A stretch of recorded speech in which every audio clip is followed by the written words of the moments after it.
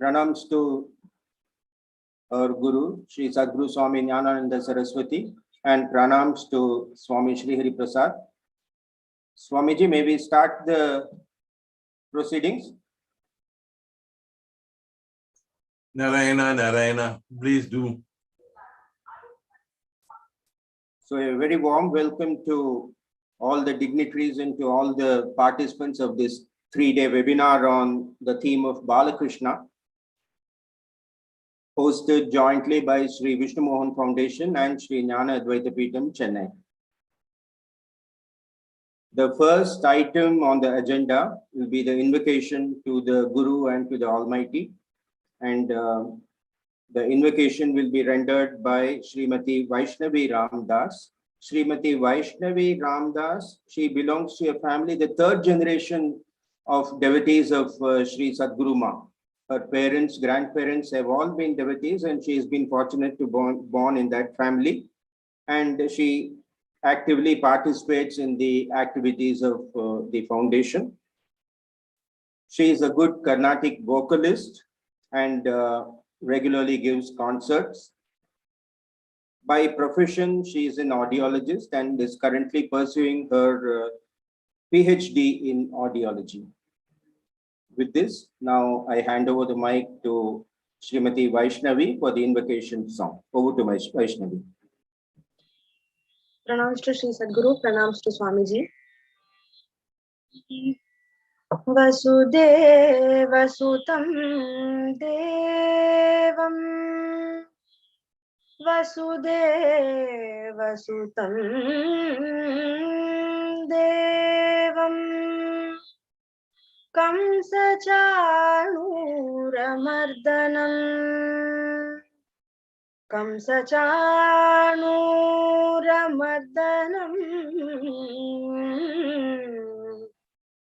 Devaki Paramanandam Devaki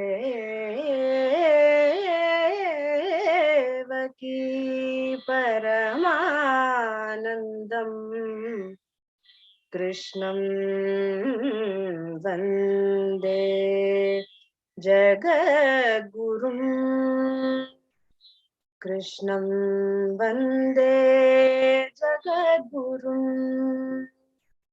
Krishnam Vande Jagadgurum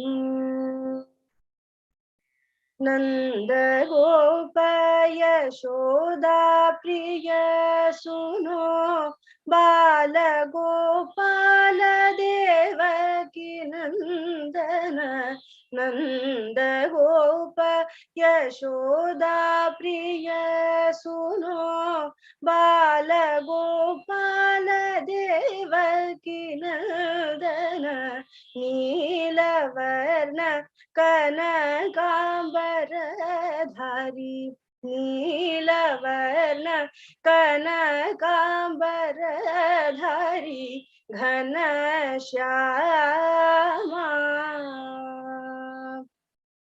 Nanda Gopa Yashoda Priya Suno Bala Gopala Devaki Nandana Neelavarna Kanakambara-dhari Ghanashyama Ghanashyama Ghanashyama. Pranams to Shri Sadguru, pranams to Swamiji.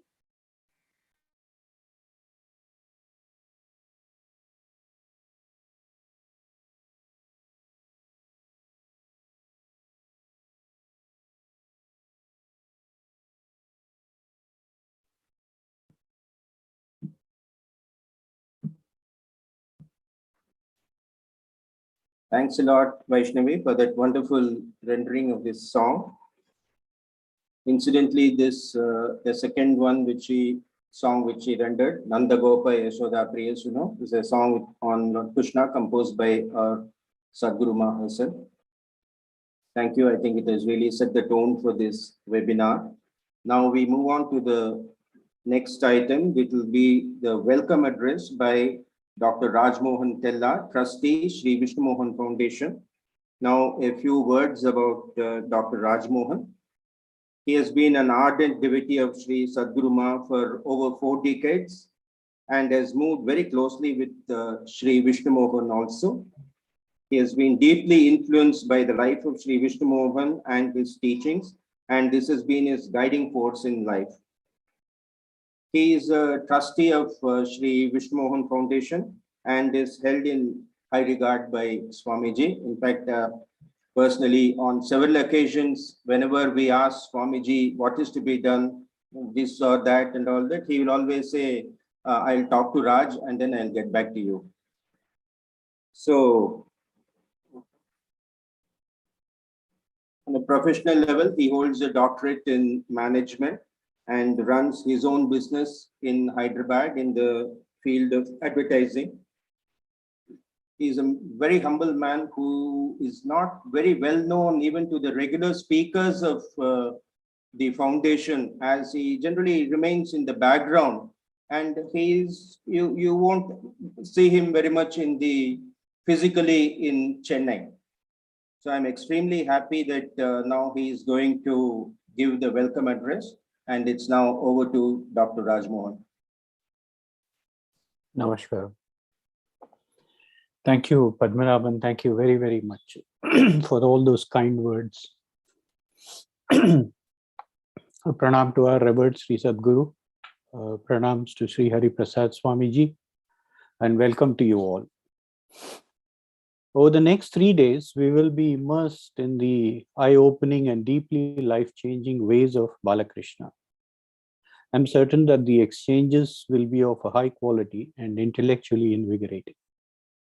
This webinar on Balakrishna is a humble tribute to Bhakti, a timely reminder that when the Lord chooses, he can not only endear himself in divine ways, but actually teach us the paths that lead us to good living. Boundless joy and love were spread by Balakrishna. I pray that the participants too tread the path of explaining in several boundless ways the many nuances of Balakrishna. Having said that, let me share a rather simple daily experience. I come from a background of communication where we are interacting with stimuli that are real, easy to decode, and if contextualized well, they can create what we call our memory structures. While the philosophical analysis and commentaries are integral to further the human mind, every aspect of what we hear, say, and listen to ought to build towards these memory structures. To that effect, we have stories, myths, narratives, symbols, and more. Balakrishna is a strong memory structure in my very humble understanding. The task, however, is to ensure as to how we can draw from the various expositions and pick pathways that will help us emulate the saintly, the divine, and do our bit. And bring about that Vatsalyam which marked Balakrishna into our daily lives. Then this webinar would have done yeoman service to the world. Let me share a short yet frequent experience of mine. I have a display screen on my phone. With one click of the home button, modern technology connects me effortlessly to the Dwapara Yuga. Fascinating as the connection may be from one yuga to the other, what that moment of technology does to me is simple and exhilarating. I experience immense joy when I see Balakrishna and Sudama as children stealing butter. It may seem like a simple illustration or a cartoon to many on my phone, but that click moment is a memory structure. In fact, it is a signal that amidst us humans, God was there like a little lovable fellow, spreading the happiness only a naughty child can, while in the most unassuming ways also shows that he is the God. More importantly, all the qualities that only a Sri Krishna can have. Balakrishna was real, I would like to believe. By that same measure, Lord Krishna too. That's what the collective memory of India tells us. In fact, when I think of the many darshans of our revered Sri Sadguru, Her Holiness Swami Gnanananda Saraswati, it reminds me of the same, the eternal presence and proactive nature of Sri Krishna to bring about change. There was never a darshan or a day when Her Holiness would not cite Sri Krishna. His wise ways, his memorable naughtiness, his unique pranks were part of the bhakti immersion we were put through at Sri Gnana Advaita Peetham. It was for many of us more than just a story. It was and continues to be an eternal repository of experiences and how to live a life that was meaningful, helpful to others, and endearing. From our Sri Sadguru, we learned how the Lord was Purnavtara as Krishna. So the child Kuti Krishna must have been more complete than what mortal beings like me can imagine. So shifting back to the intellectual exchanges that will happen over the next few days, I'm sure they will bring out important and interesting dimensions of Balakrishna and his charm. The fine union of the human and the divine, the ethereal and the ephemeral, as the webinar description says so eloquently. But as a bhakta of the divine Godchild, I should share that the Vatsalya Bhavam, that was a hallmark of the Yashoda and Balakrishna epoch, was what we were blessed in the midst of our revered Sri Sadguru. Her gentleness, her kindness, empathy, teachings, and divine reassurances to me and many of us like me are akin possibly to the way the friends of Balakrishna may have felt. Completely taken care of, and with not a worry in the world, in gay abandon, all of them danced and played around. That Balakrishna was their Sutradhar, as much he is to this creation. Jagat Guru was he, a gentle God amongst them all. They all surrendered to his ways, true Sharanagati. Weren't we lucky and blessed then that we heard these stories and ways from no less than our Sri Sadguru? All expressions of divine Vatsalyam of a different kind, showered on lesser mortals, by Her Holiness. How kind she was, what a Guru she was. On behalf of the Sri Vishnu Mohan Foundation and Sri Gnana Advaita Peetham, I wish you all the very best and pray that you may have the guidance, presence, and participation of Sri Hari Prasad Swami and the blessings of Sri Vishnu Mohan. May this webinar bring forth the joys and life of Balakrishna, not merely as intellectual insights or narratives, but as nuggets and learnings that will help us all live a selfless, altruistic, and soul-invigorating life. For it is He, the Lord Krishna, who is always there for us. I quote our revered Sri Sadguru, who said, "The arrow that is shot does not return to the quiver. The word that is spoken to the speaker, the hour that is spent does not return. But Sri Krishna always comes back to us, even when we forget Him in the bustle of the world." My good wishes to all of you. My namaskarams to Sri Hari Prasad Swami. My pranams to the revered Sri Sadguru. My prayers to Sri Krishna. May we never forget Him. Thank you. Narayana, Narayana.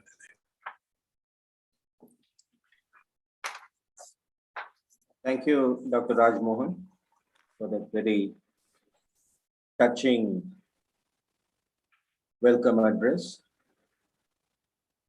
Now, Professor K. Sambad Kumar, former head of the Department Philosophy, Pachaipas College, Chennai. He will now give his remarks on the conference, more something like introducing the theme of the conference. And about Professor Sambad Kumar, a few words. He holds a MA and a PhD in philosophy. He, as I said, he is a former head of the philosophy department of Pachaipas College, Chennai, and he has over 38 years of teaching experience at both at graduate and postgraduate level. He's a former member of the syndicate of the University of Madras, former chairman of the Board of Examinations in Madras University, former member, Board of Management, Ramachandra Medical University. He has organized several seminars, regional and national, and he has delivered the Saiva Siddhanta Endowment Lecture twice in the Indian Philosophical Congress. He is also a council member in the Indian Council of Philosophical Research, and he is actively participating and delivering lectures even after retirement from service. And he has been very closely associated with Shri Vishnu Mohan Foundation and Shri Jnana Advaita Peetham. He is also a devotee of our Sadguru Ma, a very staunch Hindu. I still, on a personal level, I still recall that, you know, he worked in Pachepa's College, which is considered the bastion of the Dravidian movement in Tamil Nadu, which has nurtured the parties like DK, DMK, all these things. They had their, you can say, very strong support and foundation in Pachepa's College. And some years back, he organized a seminar there. I think it was on Subramanya Bharati, Professor, if I remember correct. And he invited Swami Sri Hari Prasad to preside over the seminar. And the sight of Hindu sannyasin, knocker robe sannyasin walking through the college itself drew a lot of attention. People were gasping. And even afterwards, people asked me, what is this? Swamiji went to Pachepa's College. They were so surprised. So that sort of, for me, that sums up Professor Sambad Kumar. I'm extremely happy that he's here with us today. And now he'll give his remarks on the conference. Over to Professor Sambad Kumar. Pranams to Sadguru, pranams to Guru Bhai. Respected ICPR Chairman Professor R.C. Sinha and the former Chairman respected Professor S.R. Bhatt, learned elders, distinguished scholars who are going to present their views on various aspects of Balakrishna Leela, my good friend Professor Panneerselvam, the guest of honor, Mr. Bhatma Kupa, Madam Professor Srikala Nair, Professor Makrand Paranjape, Sri Bhatnabanji and Dr. Rajmohan, and devotees of Vishnu Mohan Foundation, good afternoon to everyone. At the outset, I am grateful to the organizers for giving this opportunity to make some remarks about the seminar. See, generally the Hindu worldview has two basic principles: inner happiness and the quest for the truth. The literature, philosophy, and way of life of Hindus fulfill the spiritual needs of the people, as well as their need for rational thinking. For this spiritual goal, many paths are suggested and practiced. Among them, the most clear and easy to follow by any ordinary human being is Bhakti Marga. Bhakti is the basis of all religious life. It is supreme love towards God. It is spontaneous outpouring of love towards God. It's pure, unselfish love towards Him. It is sacred, higher emotion with sublime sentiments that unites the devotee with Lord. Part of this bhakti, prayer. Prayer elevates mind. It is associated with the praise of God. It keeps the mind in tune with God. Prayer can reach a realm where reason dare not. It brings the devotees nearer to God. It awakens in him the divine consciousness and makes him feel his essential, immortal, and blissful nature. Bhakti elevates the mind to magnanimous heights. Bhakti Marga is the royal road to God realization. Actually, Bhakti Marga culminates in Jnana. In Bhakti Marga or Bhakti Yoga, whatever you call, there are 5 kinds of bhava, that is mental attitude.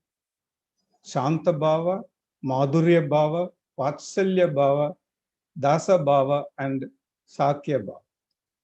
A devotee may choose any of these bhavas according to his temperament and develop bhakti to a maximum degree. Among these, in Vatsalya bhava, the devotee considers Lord as a son. The importance here is the bhakta gets rid of all fears and destroy all kinds of selfish motives, as he cannot expect anything from his small son. Vallabhacharya and his followers are good examples. The play of Krishna, a boy, as a self-limiting of his majestic splendor of greatness, as Parameshwara, is seen as the self-expression of the highest and most essential dynamic bliss potency of the Lord. Balakrishna, the divine child, enchanted the minds and stole the hearts of the people. Among the various forms of Krishna cult, Balakrishna continued to remain all-time favorite in many parts of this subcontinent. Here, the psychology of the bhakta comes to forefront. It is our tendency that we always forget everything when we see a playful child. Even the dreaded criminal forgets himself when seeing a child and his godly smile. And Lord has chosen the form of child, and through his leelas, he enthralled the devotees. Of course, we find references to the play of little Krishna in Mahabharata and subsequently in various literatures of different regions of Bharat. The more detailed descriptions of his Leela we find in Bhagavatam, which have been subjected to theoretical scrutiny by thinkers from distinct disciplinary angles, namely psychological, metaphysical, and spiritual. Interestingly, Balakrishna became a heartthrob to poets, sages, and philosophers alike. His form and life became an ideal across India. The miraculous deeds of little Krishna have by now become metaphorical, and they play a significant role in modeling child rearing, social living, and feminine desires across the country. Scholars, devotees draw the underpinning spiritual message from the child's acts. From Leela of Balakrishna, one could draw lofty metaphysical messages if one wishes, or take it as an unusual event caused by a superhuman child, or just a myth to enrich our imagination and literature. It is your choice. For example, his craving for butter is interpreted as his search for pure hearts free from worldly desires. The Lord's Leela continued to enthrall Bharat's Bhakti literature. Its music, dance, all sorts of all art forms. Those episodes are brought and kept alive by Bhakti poets in various regional literatures. What is important here is the works of those poets integrated the various regions of Bharat culturally. In southern region, a unique cultural enlightenment took place with rich contributions made by Vaishnavites in the medieval period, exploring the Balakrishna Leela. All the 4 linguistic traditions, Tamil, Telugu, Malayalam, Kannada, have contributed voluminous literature on Krishna Leela. During the childhood of Krishna, he consciously undertook various activities to impart some deep metaphysical principles. Later, the grown-up Krishna was more serious in polity and engaged in more responsible tasks, signifying the importance of Vatsalya Bhakti. The seminar aims to explore this divine charm, where there is a fine union of the human and the divine, the ethereal and ephemeral. Various scholars are scheduled during these 2 or 3 days to explore the various aspects of Balakrishna as depicted in classical literature found in many languages.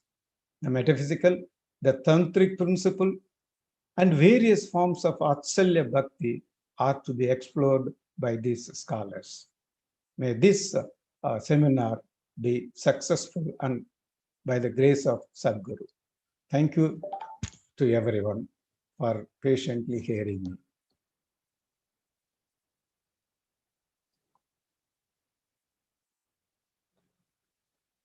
Over to Bhatnavanji.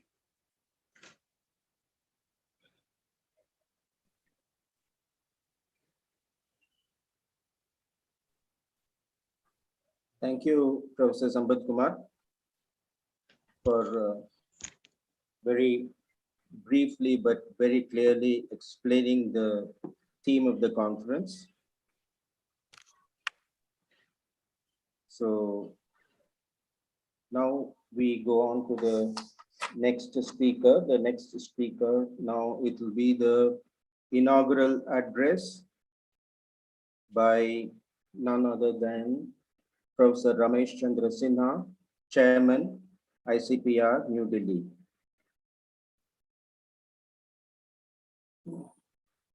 Now, a few words, though he doesn't require any introduction, I think it's my duty to give a brief sketch about Professor Sinha. He was earlier the professor and head of the Department of Philosophy, Patna University.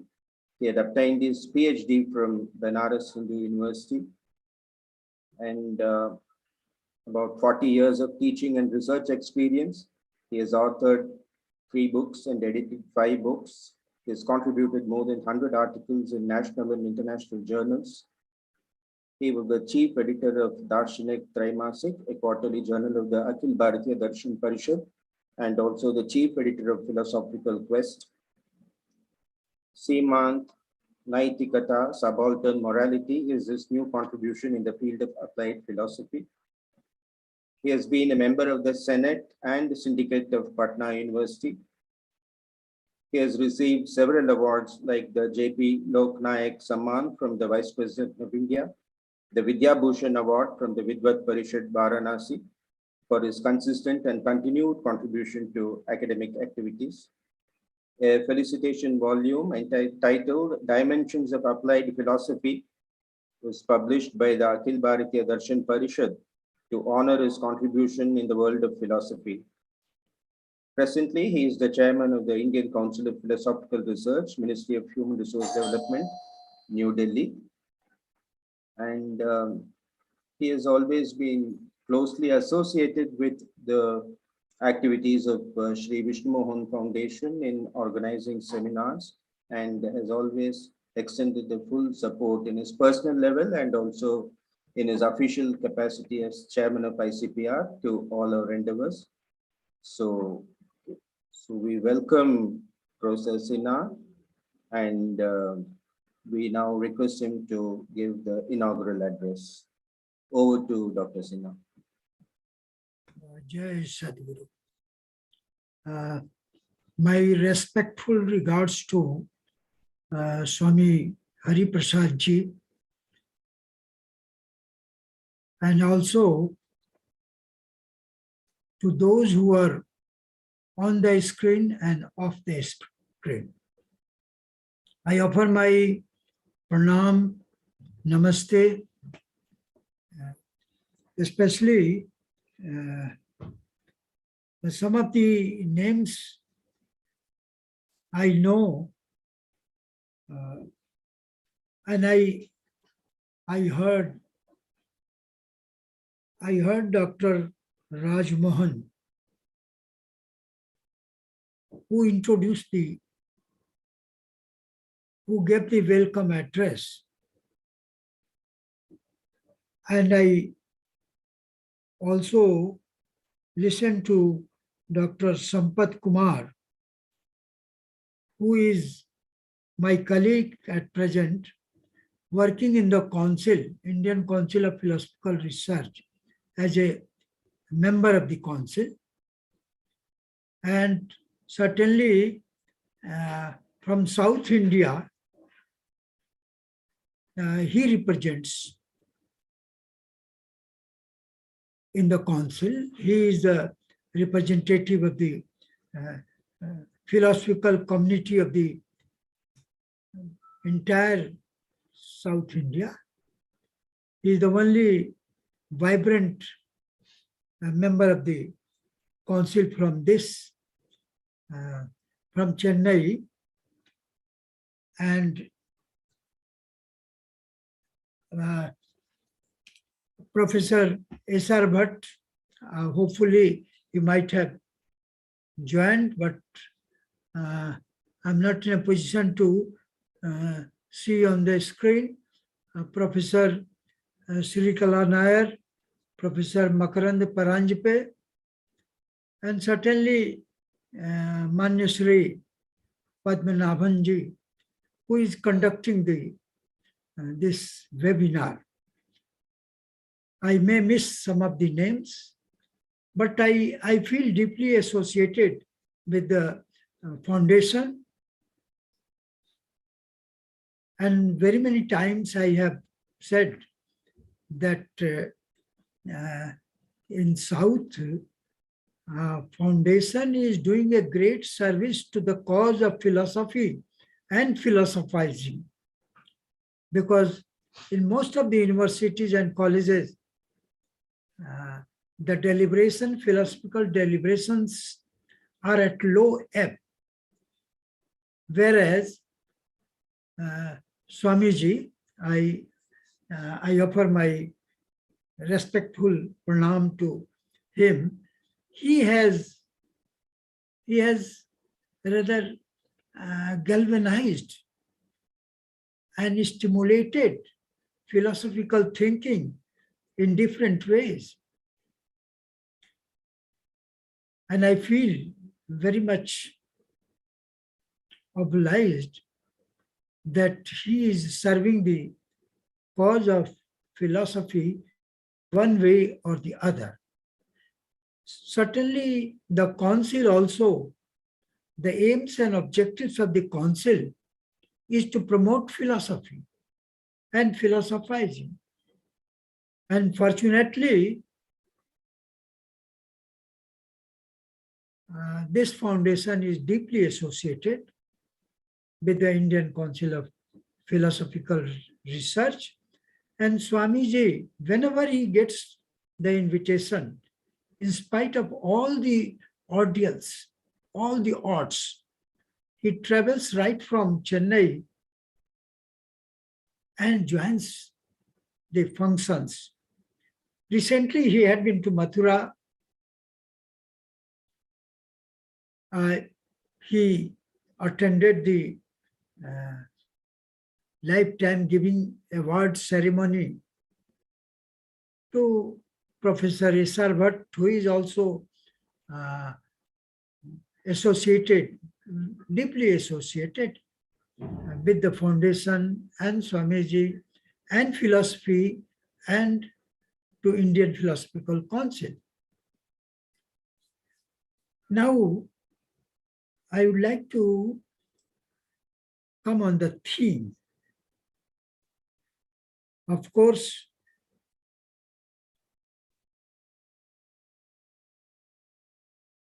Bhagavatam, Srimad Bhagavat is meant for the common man.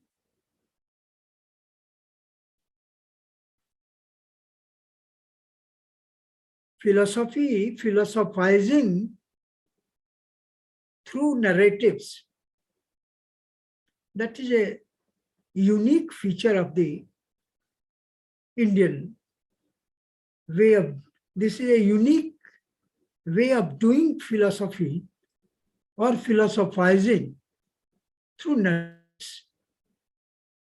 And certainly this Bhagavad is one of the, rather I can say, a great manual. On the one hand, we had a very subtle philosophical sutras in Upanishad.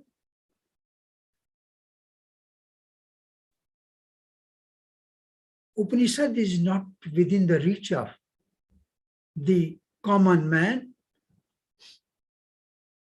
because of its subtleties or because of its language too. Because Sanskrit is the divine language, no doubt, but it is the common man, the ordinary man, don't have access to Upanishadic philosophical thinking. So naturally, any deliberation on Bhagavad connects the ordinary man, and it serves also. I will be, being the student of philosophy, I will be dealing on the on axiological dimension of Bhagavad Puran. I should say Puran. Bhagavad Gita and Bhagavad Puran, both the central figure is Lord Krishna. In Bhagavad Gita also, in Mahabharata also, and in Srimad Bhagavad Puran,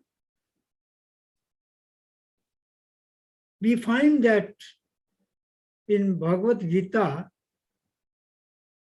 there are 3 marks to attain mukti: the karma marg,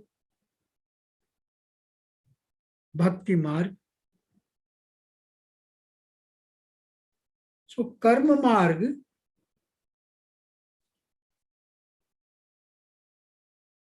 the man has got 3 aspects: knowing aspect, willing aspect or doing aspects, or feeling aspects. So Jnana Marg, Karma Marg or Bhakti Marg, these 3 marks have been stipulated in Bhagavad Gita, befitting to the temperament of each and every one, because man, some persons may be interested in Jnana Marg, or may be learned, or through Jnana Marg one can attain mukti. Certainly Shankaracharya emphasized this Jnana Marg. Some may be interested in Karma Marg, and Bal Gangadhar Tilak was interested in this, emphasized this Karma Marg, and Srimad Bhagavat emphasized on the Bhakti Marg. Mahatma Gandhi also was of the view, though he was a Karma Margi, but in Gita Mata, he has emphasized that for common man, for illiterate man, Bhakti Marg is the best one, because Jnana Marg is not within the reach of the villagers, illiterate, and the laborers. But Bhakti Marg is meant for those who are on the margins. I will take up one narrative. Sudama, the friendship between Sudama and Krishna, the childhood. Sudama was the childhood friend of Lord Krishna. So why I have chosen this, keeping the limitation of the time. The one reason is that this depicts the value system of the Indian culture. The one precious value is the friendship, or the other precious value is equality. And this, in this narrative related to Lord Krishna and Sudama, who had been the childhood friend.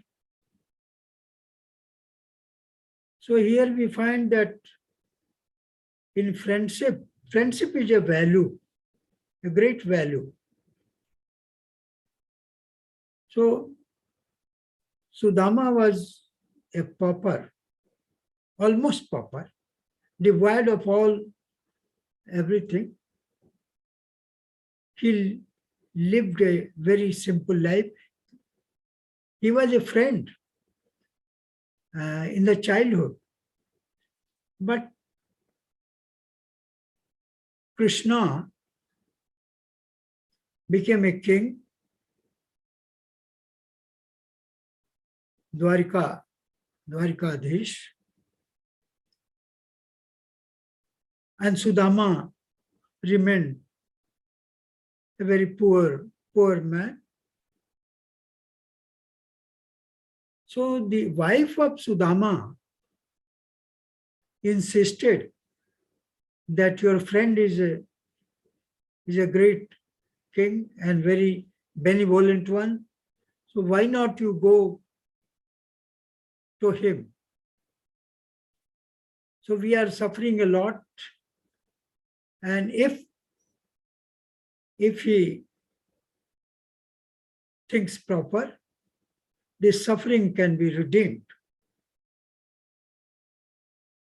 So Sudama decided to meet Krishna, and I cut short because I will dwell on the message, not about details about the story. So he decided to get a gift and offer to him. So the wife of Sudama gave him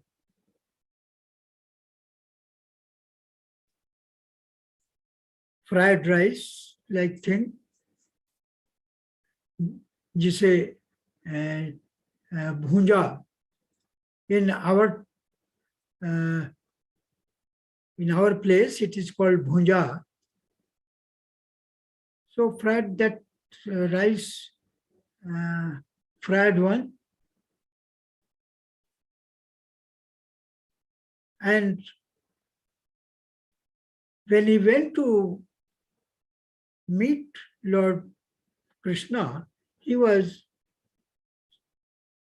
certainly guards restricted him. But when Lord Krishna knew that the childhood friend Sudama is on the gate, gate of the palace. So he rushed and embraced. And everybody was amazed to see that Lord is so close to the pauper. So here the message is that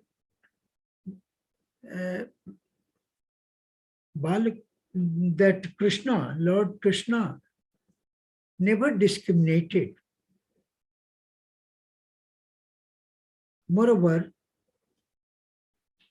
the downtrodden, the marginalized people, so he could not discriminate between rich and the poor, Lord and the serf. So, so the sense of equality is a great value.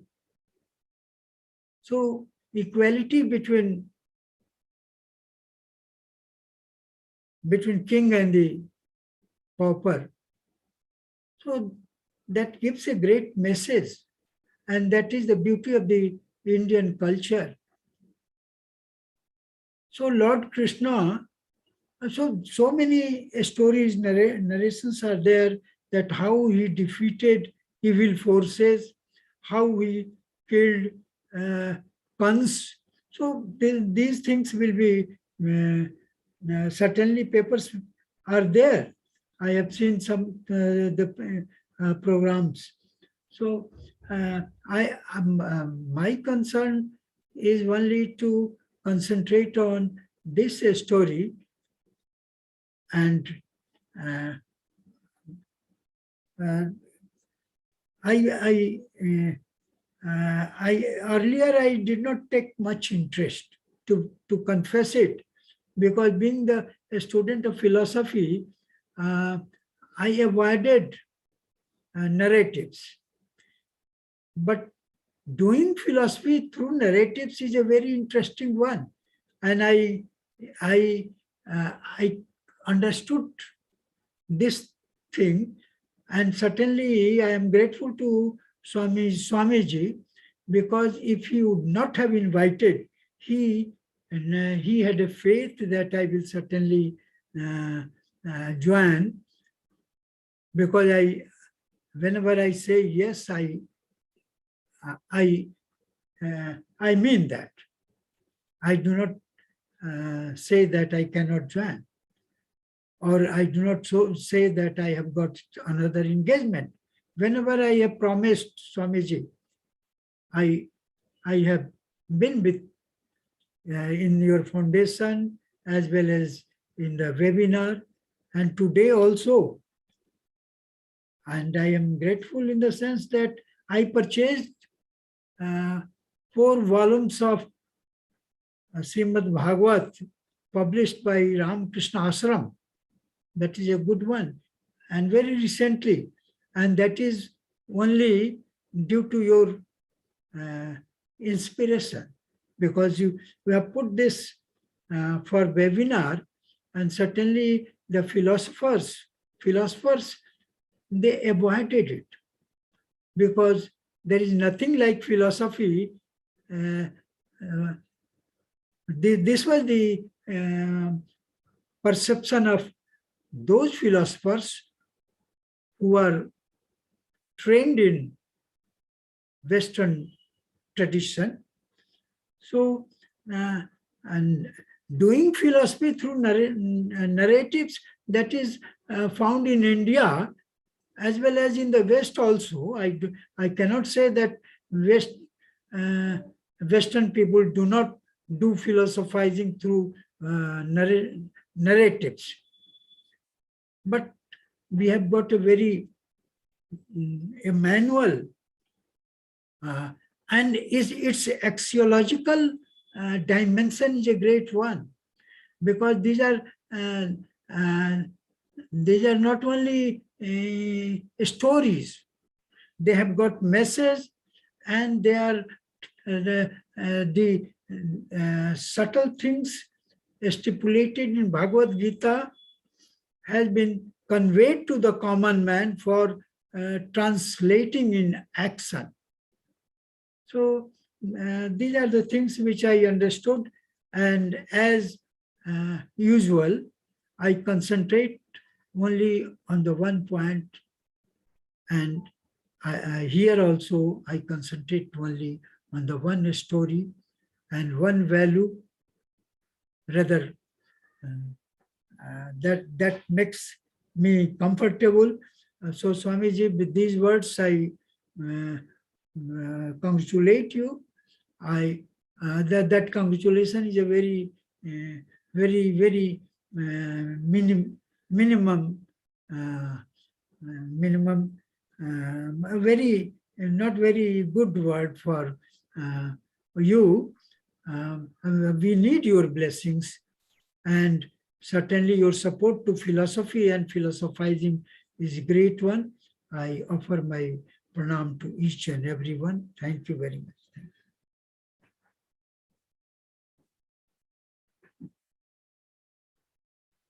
Handed over to Manya Shri Padmanabhanji. Thank you, Professor Sinhaji, for that very interesting inaugural address. Particularly thankful that you have acknowledged here the activities of Shri Vishnu Mohan Foundation and the Swami Shri Hari Prasad in conducting so many webinars, seminars on philosophy, and I'm really thankful for that on behalf of the foundation. Very happy that though you said I'm concentrating only on one episode, you have chosen a very good episode, the Sudama episode. I find that recently, whenever we have all these International Friendship Day, and now I find that in WhatsApp and all that, they generally now put Krishna and Sudama as the best example of friendship. So with this, thanks once again. Now for the next item on the agenda, this will be the keynote address by Professor S.R. Bhatt, former chairman, Indian Council of Philosophical Relations, New Delhi. A few words about Professor Bhatt. Of course, he doesn't require any introduction, especially to the people connected with the Shri Vishnu Mohan Foundation and to anyone in the field of philosophy. Anyhow, Professor Bhatt is an eminent philosopher and Sanskritist. He was former chairman of ICPR New Delhi. He was also the general president of the Indian Philosophical Congress. He has held positions as coordinator of UGC Special Assistance Program and was also the HOD Philosophy at the MS University, Vadodara, besides occupying many key positions in various organizations. He has lectured in many universities and research institutes in India and abroad, too numerous to list. He is internationally recognized as an authority on ancient Indian culture, Buddhism, Jainism, and Vedanta. His research areas include Indian philosophy, logic, epistemology, ethics, value theory, philosophy of education, philosophy of religion, comparative religion, social and political thought, etc. He has a wealth of experience in organizing seminars and workshops both in India and abroad. He has many publications to his credit, about 21 books and more than 200 research papers. And on a more personal level, he has been very closely associated with Shri Vishnu Mohan Foundation and with Swamiji in organizing seminars, and he has always been a pillar of support and guidance to the foundation. And as mentioned by Professor Sinha, recently he was given the Lifetime Achievement Award by the ICPR at a program in Mathura, which Swamiji and a few of us also had the pleasure of attending. So now it's over to Professor Bhatt for the keynote address. Over to you, sir. Thank you, Shri Padmanabhanji.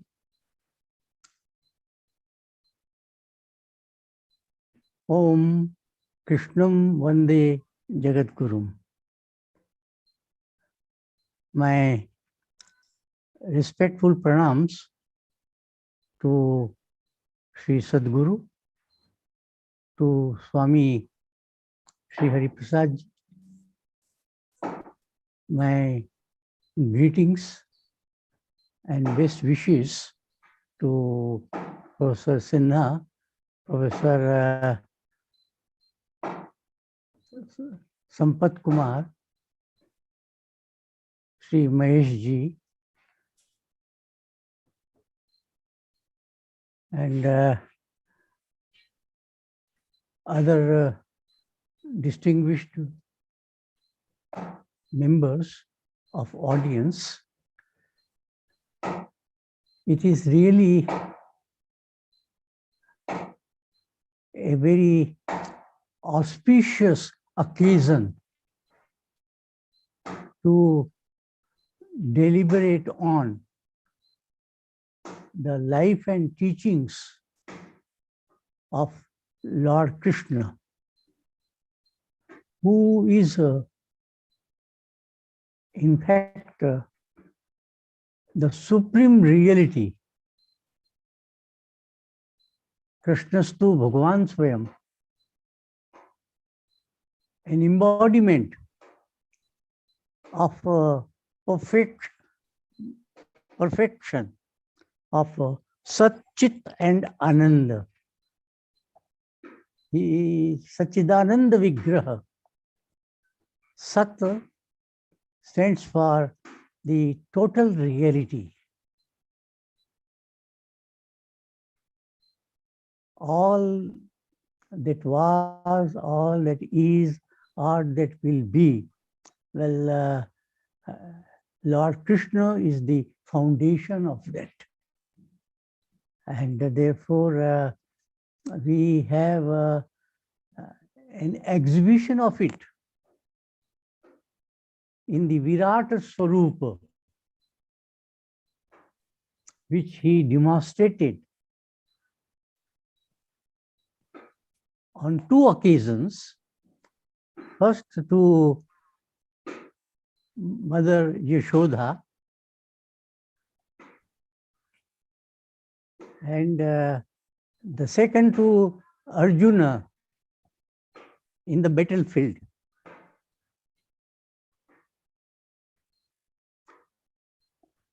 Lord Krishna, therefore, is the ultimate reality. But that ultimate reality is at once both transcendent and immanent. That's the beauty of it.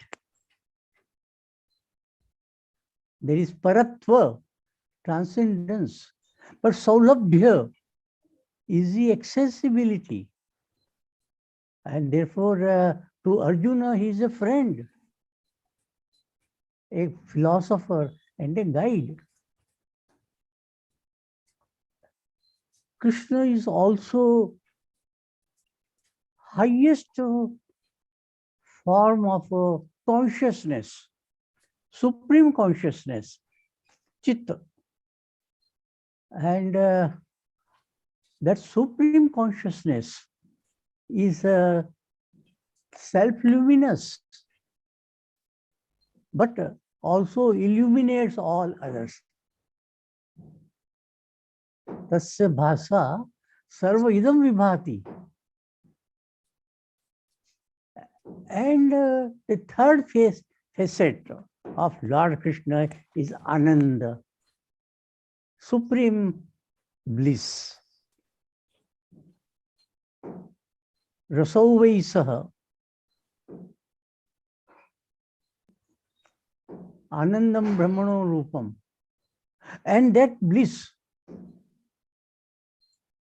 is not only self-rejoicing, but rejoicing all, illuminating all.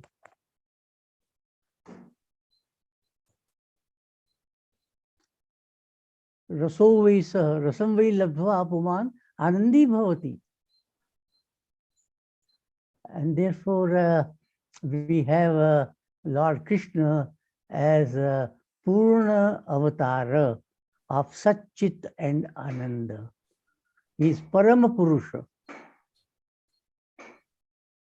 There are different facets in the life of Lord Krishna. Three important facets I would like to point out. One is the Balakrishna, the childhood Krishna. The other is the youthful Krishna, when in childhood his karma bhumi is Braj. But he shifts the karma bhumi to Mathura, and there he is killing Krishna, Kansu, the evil incarnate. And in fact, this has been the basic motive of his descendants. Paritranaya sadhunam vinashaya cha duskritam dharma sansthapanarthaya sambhavami yuge yuge. This is the supreme message which Lord Krishna has to convey to us. So that is the second important stage of his life. And the third one is the proud Krishna, not just the Yuva, but the proud Krishna, who the author of Bhagavad Gita, which is the quintessence of Indian wisdom. Lord Krishna, therefore, is at once charming, alluring, enticing, enlightening, and harbinger of Dharma. Multifaceted personality he is. In our present webinar, we are to concentrate on the Balakrishna, the child Krishna, and the pranks, the frolics of Balakrishna are of great symbolic significance. They are not just to be taken literally. And here, he is in fact appearing as Leela Purushottama, the Leela of a child.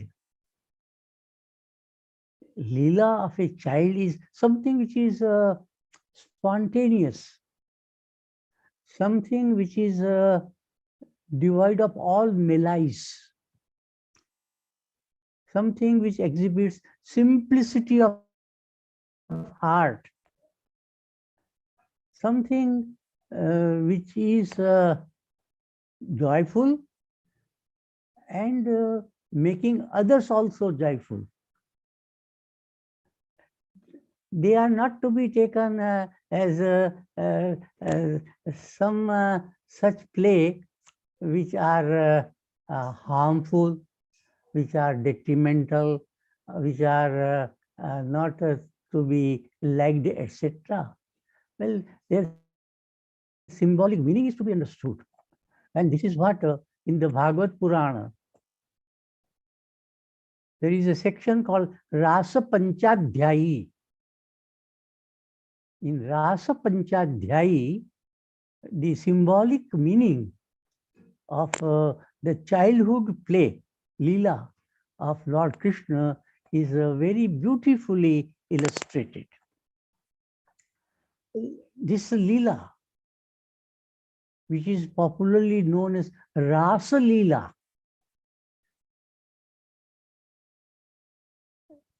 a Leela centering on rejoicing.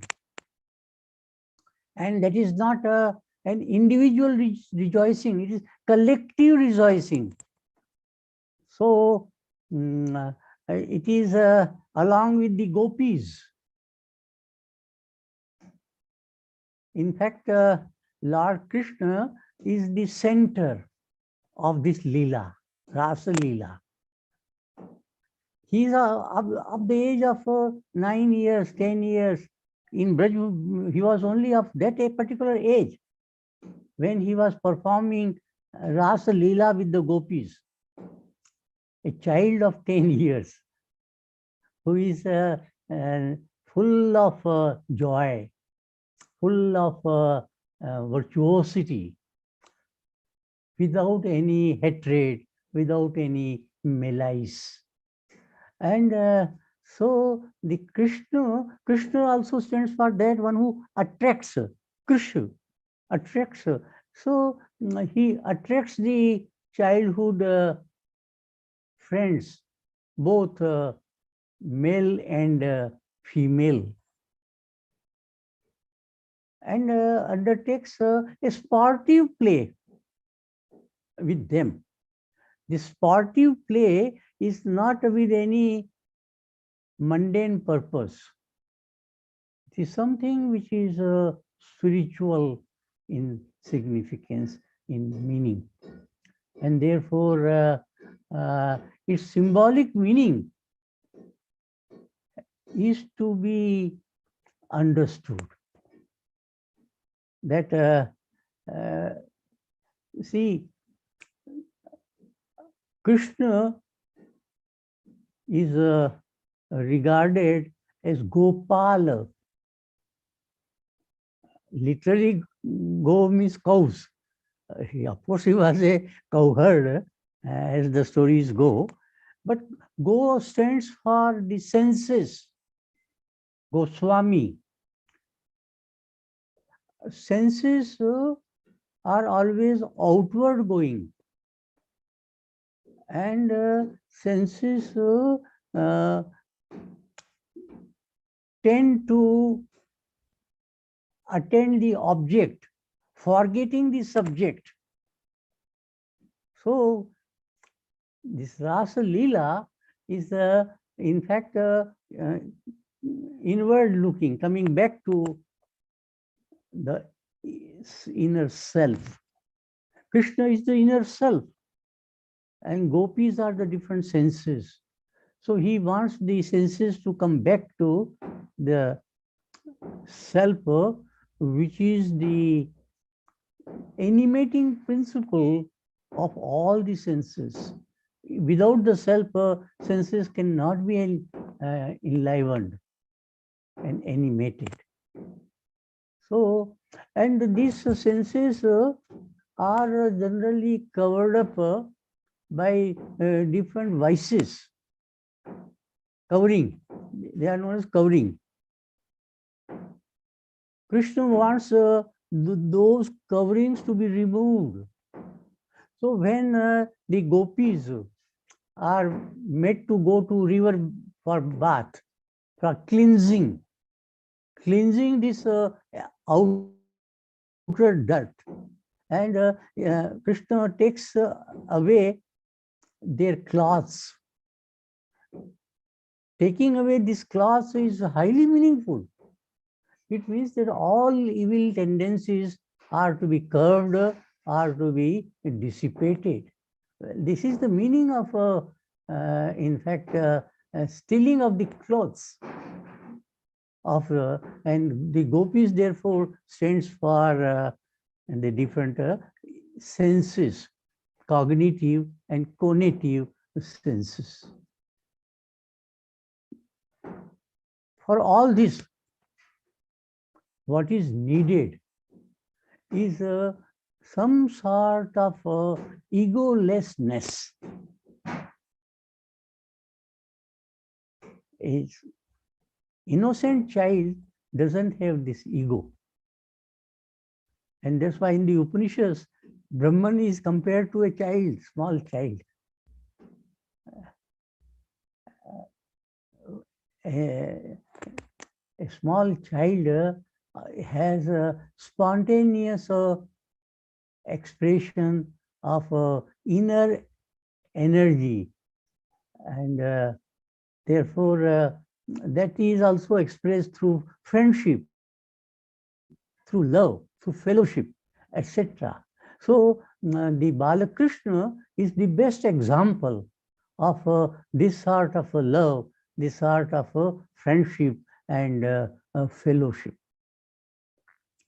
This is because in the worldly life, we do not have a isolated existence. Ours is a collective living, corporate living, and therefore this Sakha Bhava is there depicted in the life of Balakrishna.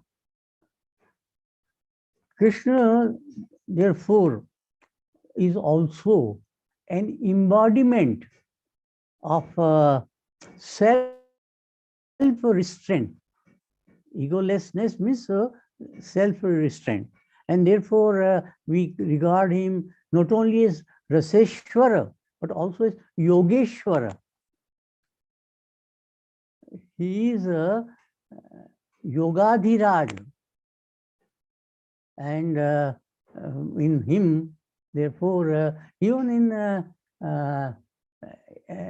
in his childhood pranks, we have his vibhutis at play, whether it is in helping the friends, in enjoying the butter, or killing the vicious forces like the Kaliya Deha or Putana and so forth.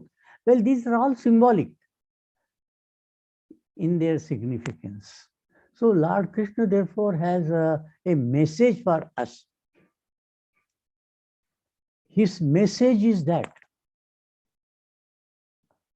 in the worldly life, and this is the philosophical significance, a worldly life should be a life of like that of an organic holism. An organism is a whole wherein there are multiple parts. Parts belong to the whole. Whole owns up the parts. And there is always a reciprocity between the parts and the whole. Parts cannot exist, do not exist apart from the whole. And whole also doesn't have much meaning and significance without the parts. So this sort of mutuality is there. Lord Krishna, he refers to this sort of mutuality. And in this mutuality, the parts should not feel that they are apart from the whole. That's why he says, Sarva dharman parityajya, mamekam sharanam bhajo. All parts should give up their narrow mindedness. That this is my dharma, this is your dharma. It's no, the dharma is always one. And that Sadharma is that we must have this sort of consideration for the whole, for the totality. Totality. This organic holism is the message of Lord Krishna, and this message he has conveyed in all facets of his life, whether it is a Balakrishna or Yuva Krishna or a Prodha Krishna. Krishna therefore is, I would say, the supreme manifestation of the sublime grand Indian culture.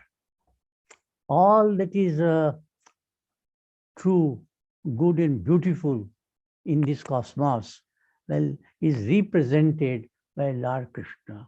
And therefore we say that he is having 64 kalas. 64.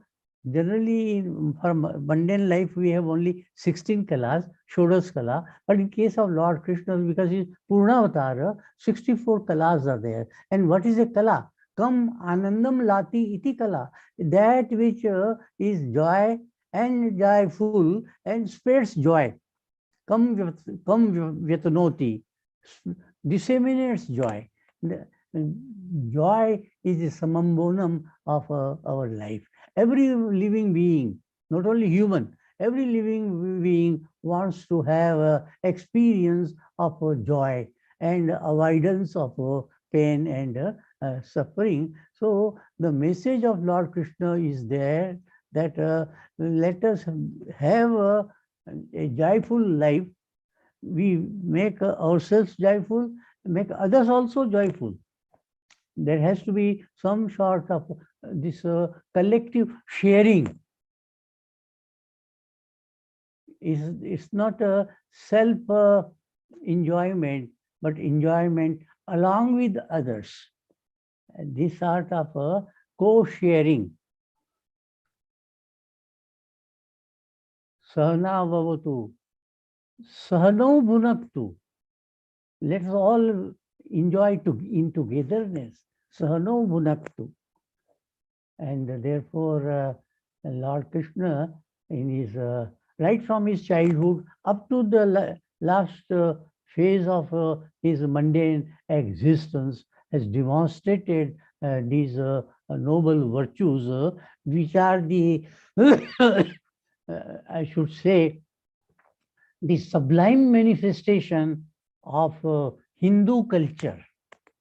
The word Hindu has been used for Shri Sambad Kumar. Hindu stands for that which is noble. The term that we use in Vedic literature is Arya. Arya is one who is a noble person. And Arya does not stand for any race or color, etc., etc. That is again a misnomer. So Lord Krishna therefore wants us to be ennobled. And this is what is the message of Lord Krishna. His life is an embodiment of all that is true, good, and beautiful. Let us try our best to imbibe the noble message of Lord Krishna in our mundane life to whatever extent we can. Let me thank Swami Shri Hari Prasad Ji for organizing this webinar. I think it's a routine feature. Every year he is organizing it. And let this sort of organization spread, disseminate the message of Lord Krishna, particularly of the Balakrishna, the childhood.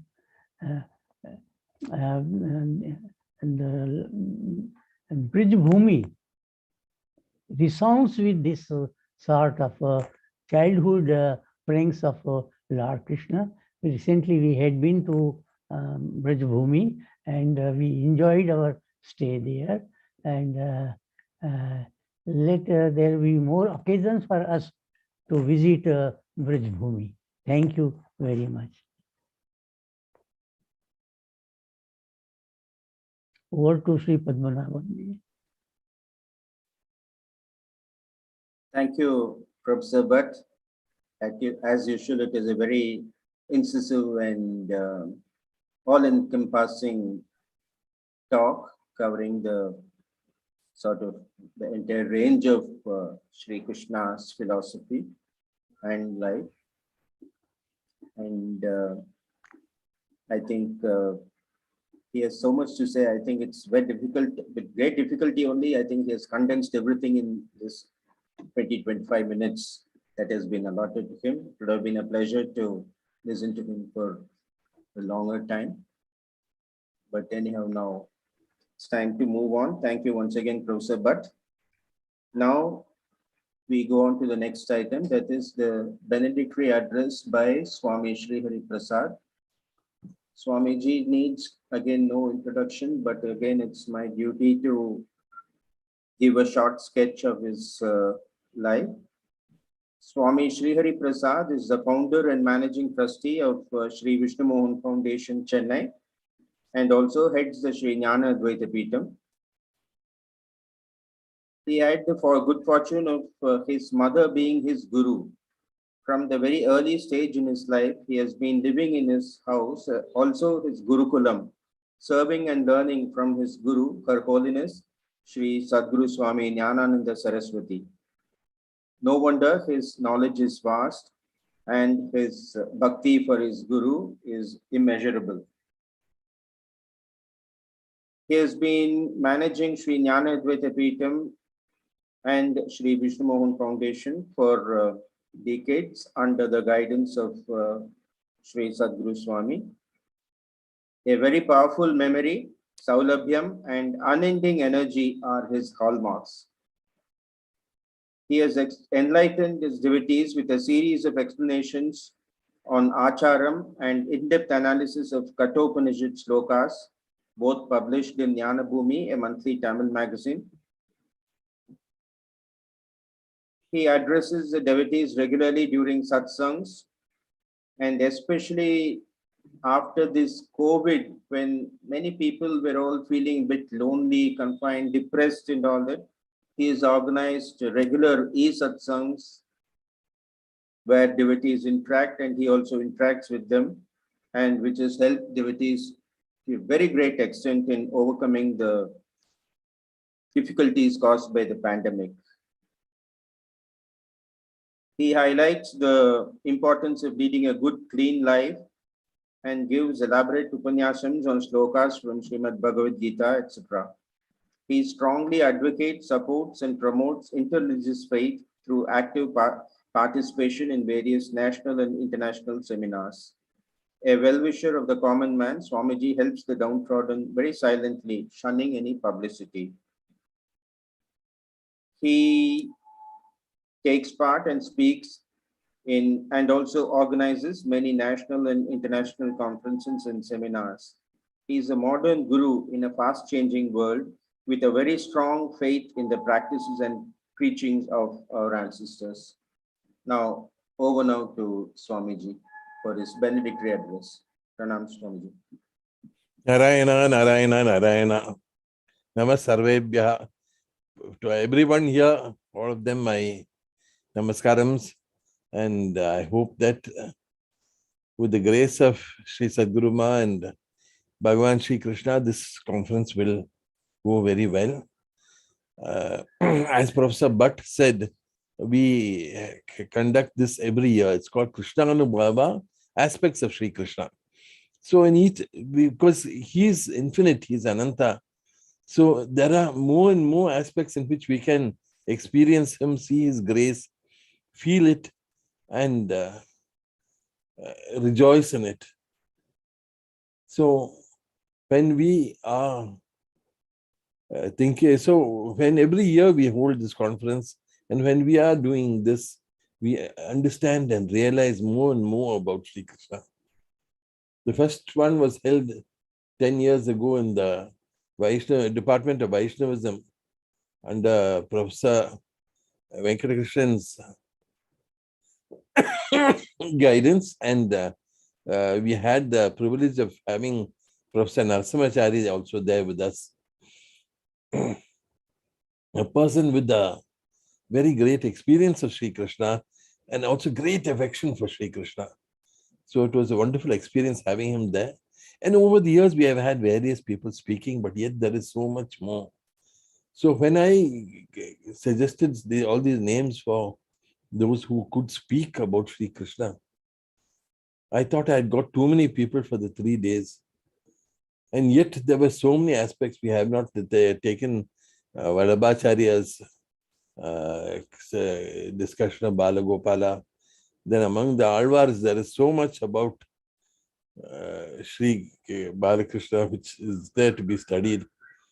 Very Alvars will be discussed, but there's so much which to be discussed about him, about Hala's mention of Sri Krishna, that also is there. There's no end of what we can keep studying about Sri Krishna and thinking about him. And as we listen more and more, we'll understand and we'll find that transforming our lives. Because he is, with his magic flute, able to change our way of thinking. And he is always there around us, only we don't know it. And Shri Sadguru Ma as well as Shri Vishnu Mohan have been having many visions of Shri Balakrishna. Shri Vishnu Mohan also has never seen him as any other form except as Balakrishna, but he has had a vision of him, and I was there when he told Sadguru.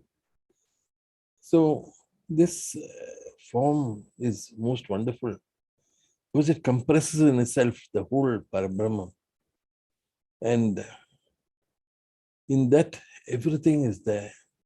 It is beyond our finite minds to understand it.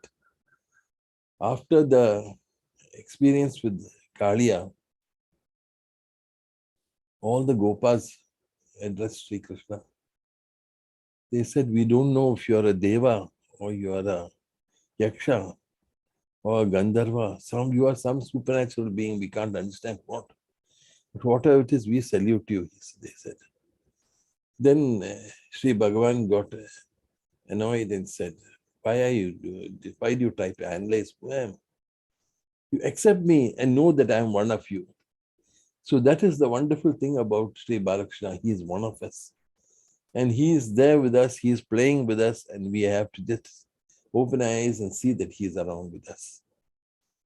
So with the grace of Sri Bhagavan, we maybe discover more and more about him. As I said, he is Ananta.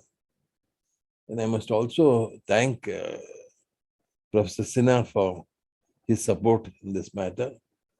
When I met him in Mathura, and earlier I had the opportunity to discuss it with him, and Professor Bhatt has given his guidance. All the names, everything were vetted by him, and we hope that for the next Balakrishna seminar, because we will have to do it next year also, because there is, or even once more this year, because there's so much more to learn about him, so much more to study about him. We hope that with Sadguru's grace, we will be able to discover more and more about Sri Krishna. Sri Krishna Arpanamastu, Sri Sadguru Arpanamastu. Narayana.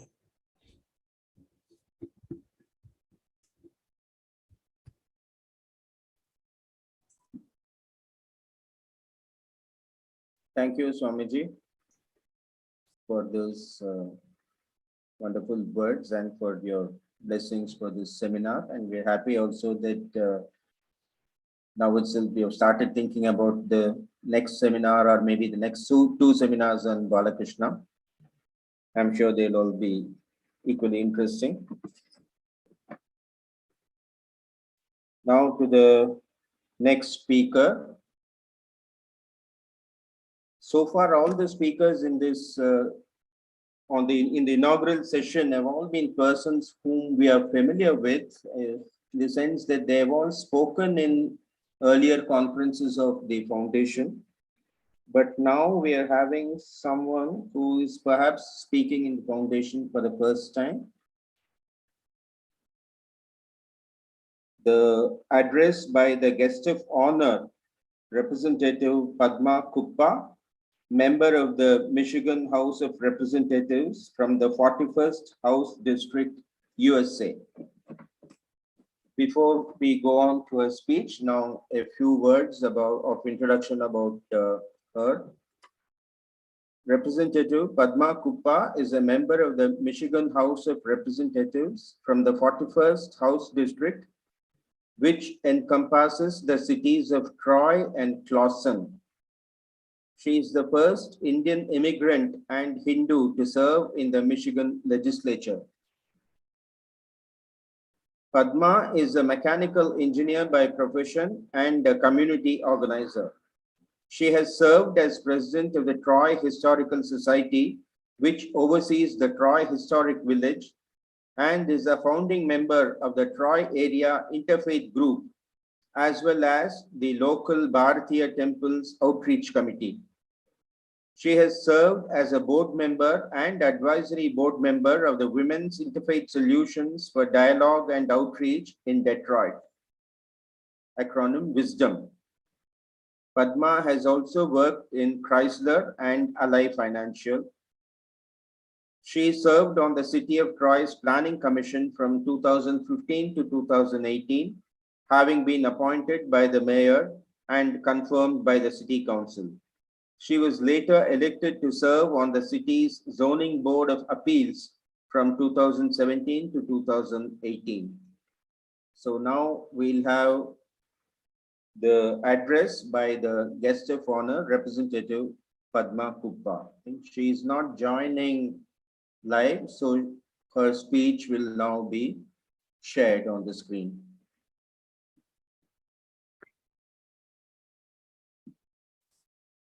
Namaste and hello. I'm Padma Kuppa, State Representative for Troy and Clawson, Michigan's 41st House District. I'm honored to be here with you for the launch of the Vishnu Mohan Foundation Conference on Balakrishna, dedicated to the bhakti aspects of Hinduism. I was grateful to be invited by the trust founder, Swami Sri Hari Prasad, to be the guest of honor at this inaugural session, and joyful that you will focus on Sanatana Dharma and Krishna Bhakti, where eminent speakers in India and other countries will speak on this important topic. Your partnerships with other organizations like Indian Council for Philosophical Research, your welcoming of many eminent speakers at your events, such as Arif Muhammad Khan, Governor of Kerala, and my friend, Professor Jeffrey Long from Elizabethtown College in Pennsylvania, indicate that your mission is parallel to mine: to promote pluralism and enhance mutual understanding of people of diverse cultures and backgrounds to better our world, our respective nations, and our local communities. Let me start with my story, how working on local issues led me to run for the state legislature, becoming the first Indian immigrant and only Hindu in the Michigan legislature. My strongest childhood memories begin from my years in public school in the US. My parents and I were in America for 11 years. My father came first. My mother and I joined him less than a year later. Both my parents pursued higher studies and postdoctoral work through the 1970s. From the time we arrived, my parents worked to ensure that I got an understanding of Sanatana Dharma and set an example from the various paths of yoga that define it. Hinduism, I learned at home. It was not simply downward dog and the asanas.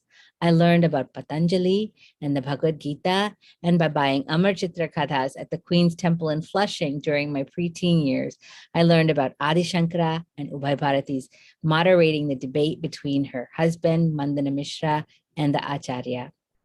My father taught me Hindu philosophy and wisdom. My mother was the Bhakti Yogi, ensuring that I knew about the importance of puja. I remember performing Varalakshmi Vratam with her annually. I read voraciously, especially Rajagopalachari's Ramayana and Mahabharata. We returned to India after I completed 10th grade. Now I had to learn to be Hindu in a whole new way, as one among millions, interacting with my grandmothers, great storytellers, and going to ancient temples, from the rush at Tirupati to the light, tiny little Hanuman temple near my college. I studied mechanical engineering at REC Warangal, walking first to Kazipet's Catholic church with my roommate Shanta, and then to the Gudi or the Mandir on the way back to campus to say our prayers and ask for blessings from Bhagwan, right before exams especially. While I didn't feel at home in India, I did realize that my parents' commitment to connect with their families and to serve their country as educators helped them find peace and balance. I knew that I too needed to find balance, and so I returned to the country I felt at home in with a foreign student visa and a couple of suitcases. I was determined to find joy and harmony along with Vidya, interweaving it with the example of seva that my parents had set for me. Fast forward 30 years. I was in the middle of my career. I had worked at Chrysler. I had volunteered in the community. I had been so involved in so many aspects of Indian culture. On moving to Michigan in 1998, I had raised my kids and served my community, taking on societal issues like advocating for investment in children's education, building relationships with within our religiously and culturally diverse community to create a more cohesive and pluralistic society. Not just seeking promotions and focusing on financial gain. I worked on nonprofit boards, on NGOs, and served in a civic capacity. My husband and children supported me as I took a swerve in 2018 and decided to run for political office. What better way to advocate for all these things that would improve society than to become a public servant in the state legislature? The four goals, the Purushartha of Dharmartha Kama Moksha, are not just for Purusha, the man, but for all of us. Dharma should be the underpinning of a Hindu's life. Seeking justice, protecting the vulnerable and our natural resources, feeding those who are hungry, ensuring that all children have access to opportunity through a good education. These are just some of the things that people across the world should strive for. As Hindus, we say Vasudeva Kutumbakam. The whole world is a family. To believe the whole world is a family, we need to see the world through a child's eyes. Balakrishna loved everyone, and that love for humanity, for your own neighbor, for the planet, this is what inspires me and should inspire all of us. Namaste.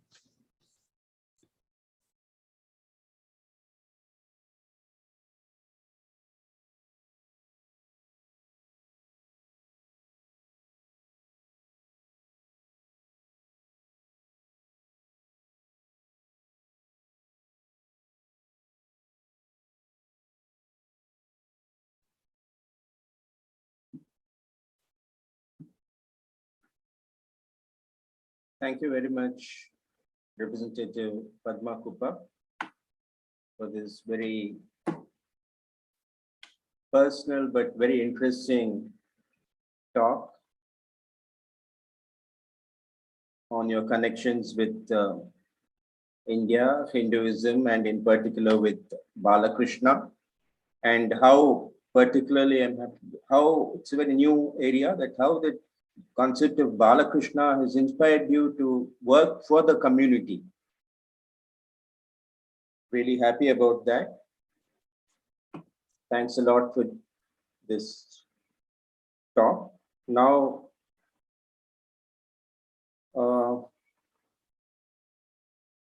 there is a small change, I think, in the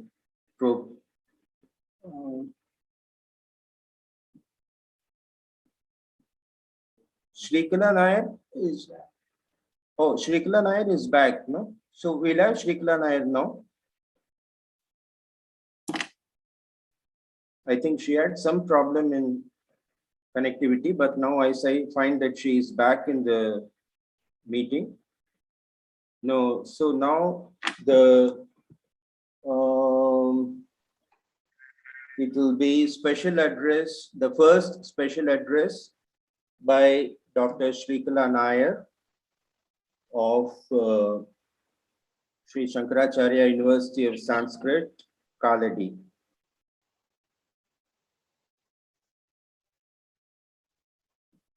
A short bio sketch of Shrikala Nair. Professor Shrikala Nair, an academically high qualified person, is currently a professor of philosophy in the Sri Shankaracharya University of Sanskrit, Kaladi, Kerala. She has a rich experience of teaching the subject for over 25 years. She had also worked as a professor in the Nalanda University, Bihar. Brilliant in studies, she was a recipient of many awards and prizes during studentship. She is associated with the ICPR from 2013 and with the Indian Philosophy Congress in 2016. She has presented more than 100 papers at different forums, both in India and abroad. She also has authored a book and co-edited 2 books, all since published. She also contributes regularly to various Indian and foreign journals. She has also made a large number of presentations in national and international seminars, besides involving in organizing seminars for ICPR and other universities. She is a visiting faculty in ICPR, IPC, etc. She has visited and participated in seminars in a large number of countries, both Oriental and Western.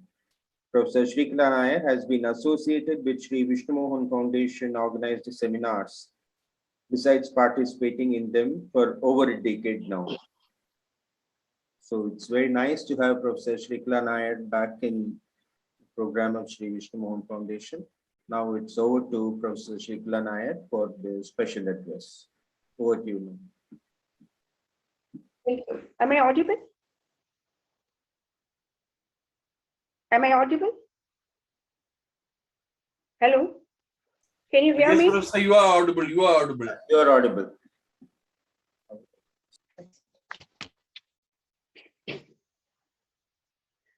Kalyana Gunagatraya Kamida Bhala Darini Shriva Venkatanadhaya Srinivasa Nama. I'm sorry that the power is off at home, and therefore probably I'm not very visible to you, but nevertheless seeing is not all that important. Well, if you can hear me well, that's good enough. So I'll go as long as the power remains in the systems and in the mobile phone. Let's pray for that. At the outset, pranams at the lotus feet of Shri Sadguru, pranams to Swamiji, Professor Bhatt, Professor Sinha, and all other dignitaries who have spoken before me and who would follow me. Today, Shri Vishnu Mohan Foundation, SVMF as we call it, is laying yet another milestone in its onward journey to academic achievements by launching this national seminar on Balakrishna, his Leela and Tattva. That is how we have named the seminar.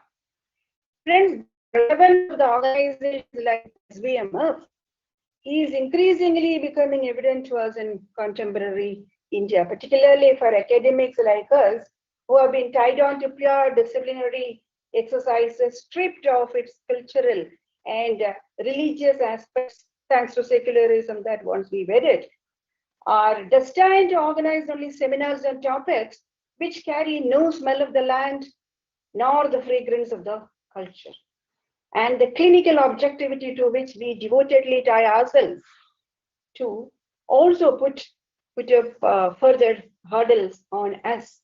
Little wonder that we academics in India, we breathe a sigh of relief in forums like this, for here you can breathe fresh air of thoughts and engage in creative exercises in philosophy. Professor Bhatt very often tells me that, Shrikala, whenever I hear you in Vishnu Mohan Foundation, you sound very creative. But that is true, because these are the platforms which permit us to breathe fresh air of thoughts. Instead of, usually, the kind of work that we usually engage in, the work will second fully to whatever that comes from the West, because academic philosophy has been modeled after the European model, and therefore we'll have to follow the suit. Here you can stand by yourself and freely draw insights from your religion, culture, and literature, all three being tightly intertwined as I see it. That is how our tradition has been. I take this opportunity to salute the efforts of which has meticulously worked for the success of the seminar as we see it today. Of course, I'm part of the organization. I feel so happy to see its progress. Years back, when I introduced Professor Bhatt to Swamiji, or rather introduced Swamiji to Professor Bhatt, the organization was a toddler in the field of academics, and today I see it as standing tall, has achieved its youth.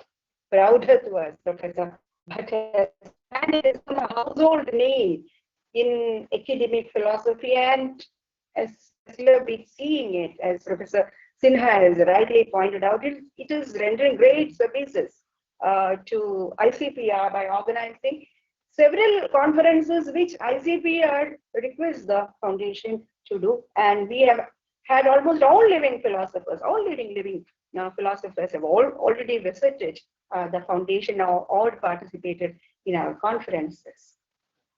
Well, friends, this afternoon, we have picked up a topic that is part and parcel of our daily living. Professor Bhatt has spoken beautifully about it. I was telling my family that once Professor Bhatt speaks, then there is hardly anything left to speak for the rest. He has, summarized all that could be said on Lord Krishna. So this topic that we have taken of Balakrishna, the philosophy and the life, is a factor which is part and parcel of our daily living, our prayers, worship, literature, music and dance. In short, our lived world in toto. The concept of Balakrishna comes into our life in many forms and adds color to our dreams. But Krishna Vasudeva, who has declared himself as Swayam Bhagwan, generates an awe and respect in our minds, emotions that distance you from the Lord. Balakrishna is one who stands close to you, whom you tightly embrace in moments of both joy and sorrow. Ironically, this little Krishna, who is easily available, Professor Bhatt again spoke about the Saulabhyatva, the easily availability of Lord Krishna. And this unique feature of Balakrishna, as repeatedly our Sadguru speaks about it, the Saulabhya, as well as the power that is together joined in Balakrishna. Sadguru often tells us that the smaller the Krishna, the greater the power. And so this is the uniqueness, Saulabhya as well as the power.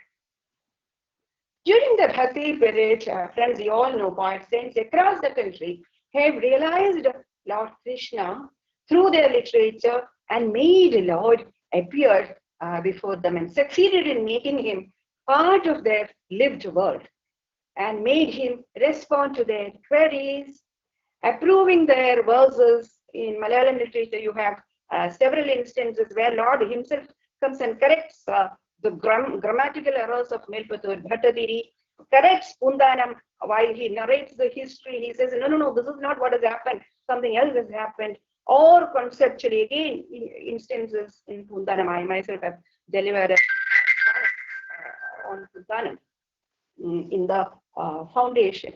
So all through revealing his likes and dislikes. And this is one resource for us to get to know what Lord thinks, what are his likes and dislikes. Through this mystic writing, we ordinary human beings get to know what are his likes, what he thinks of, what are his demands. And speaks power through bhakti. Moksha sadhana samagriya bhakti reva, as it has been said. So when bhakti is a phenomenon in Dakshinavart, I think it was Professor Sambad Kumar who spoke about it.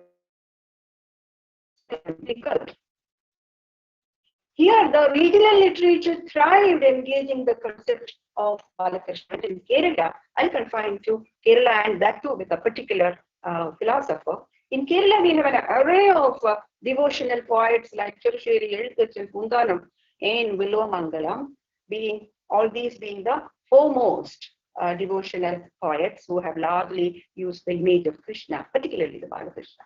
Among all these poets, what's unique of Vilomangalam Swami art is that he used to have the constant company of Lord Krishna, who carefully listened to every verse that he composed.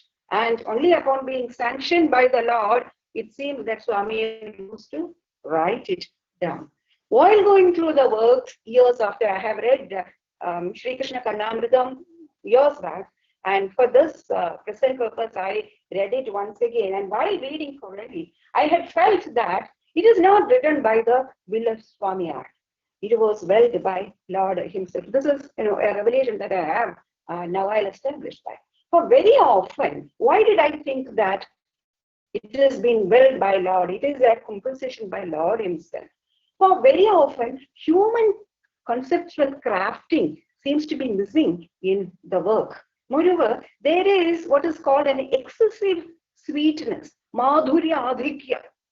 And we human beings, we don't like this excessive sweetness. You like sweetness, but after a while, then you have a distaste for it. This excessive madhurya adhikya, and also the repetitions that you find in the text. It is evidently that Lord wanted to repeatedly hear his love makings with the gopis, his fooling his mother, and loitering around the Vraj village.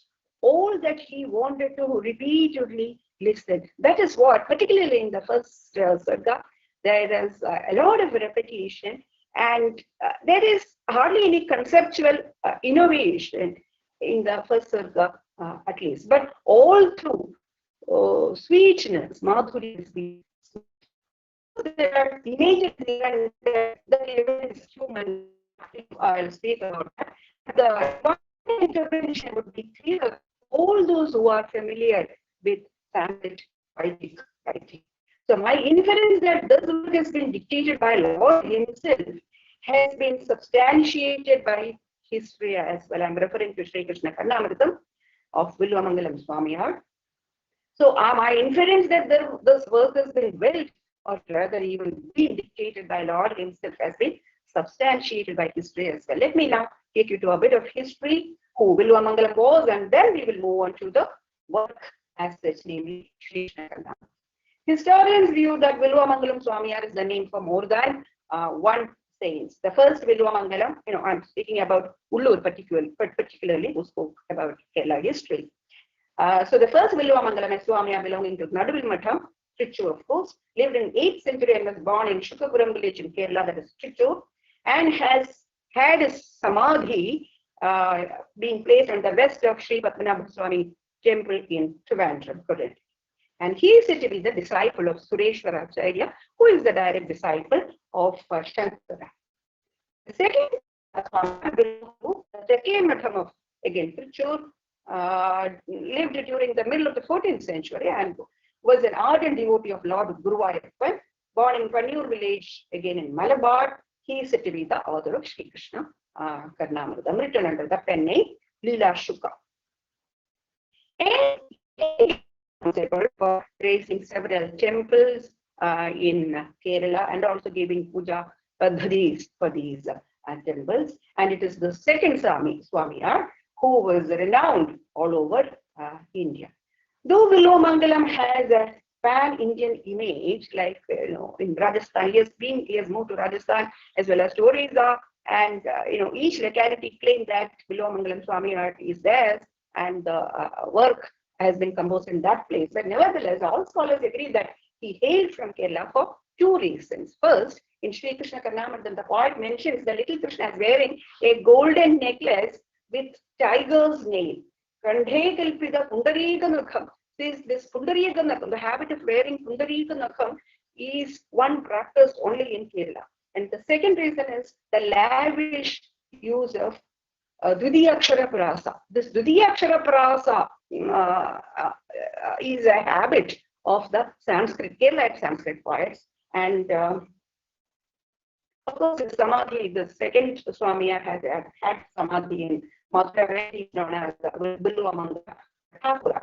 But I'm not interested in making this division, and those who are interested can go further. But we philosophers particularly have a distaste for history. While historians break their head looking for the identity or distinctness of these two figures, I'm least interested in fact-finding. Anyway, we know that history is inferior to aesthetics, as Aristotle has famously said. And therefore, I am engaging the life and thoughts of Viluvamangalam Swami, who lived in Kerala and who was a devotee of Lord Krishna. It is said that Swami, while residing in Thrissur, underwent deep anguish to have the darshan of the Lord. And the Lord is believed to have come in the guise of a little boy who was very mischievous, and the boy defiled the idol which was kept for puja. He was doing puja, and then he played around havoc. And the sage became enraged at this and chased away the boy.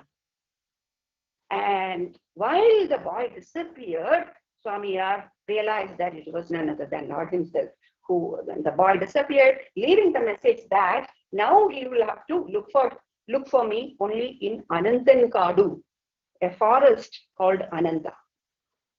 After long search, but then Swami had no clue where this Anantankadu was. So he was walking on the banks of Arabian Sea, and he heard a Pulaya woman, a low-caste woman, scolding his child, threatening her child that she would throw him in Anantankadu. She said, "Don't be mischievous, I'm going to throw you in Anantankadu."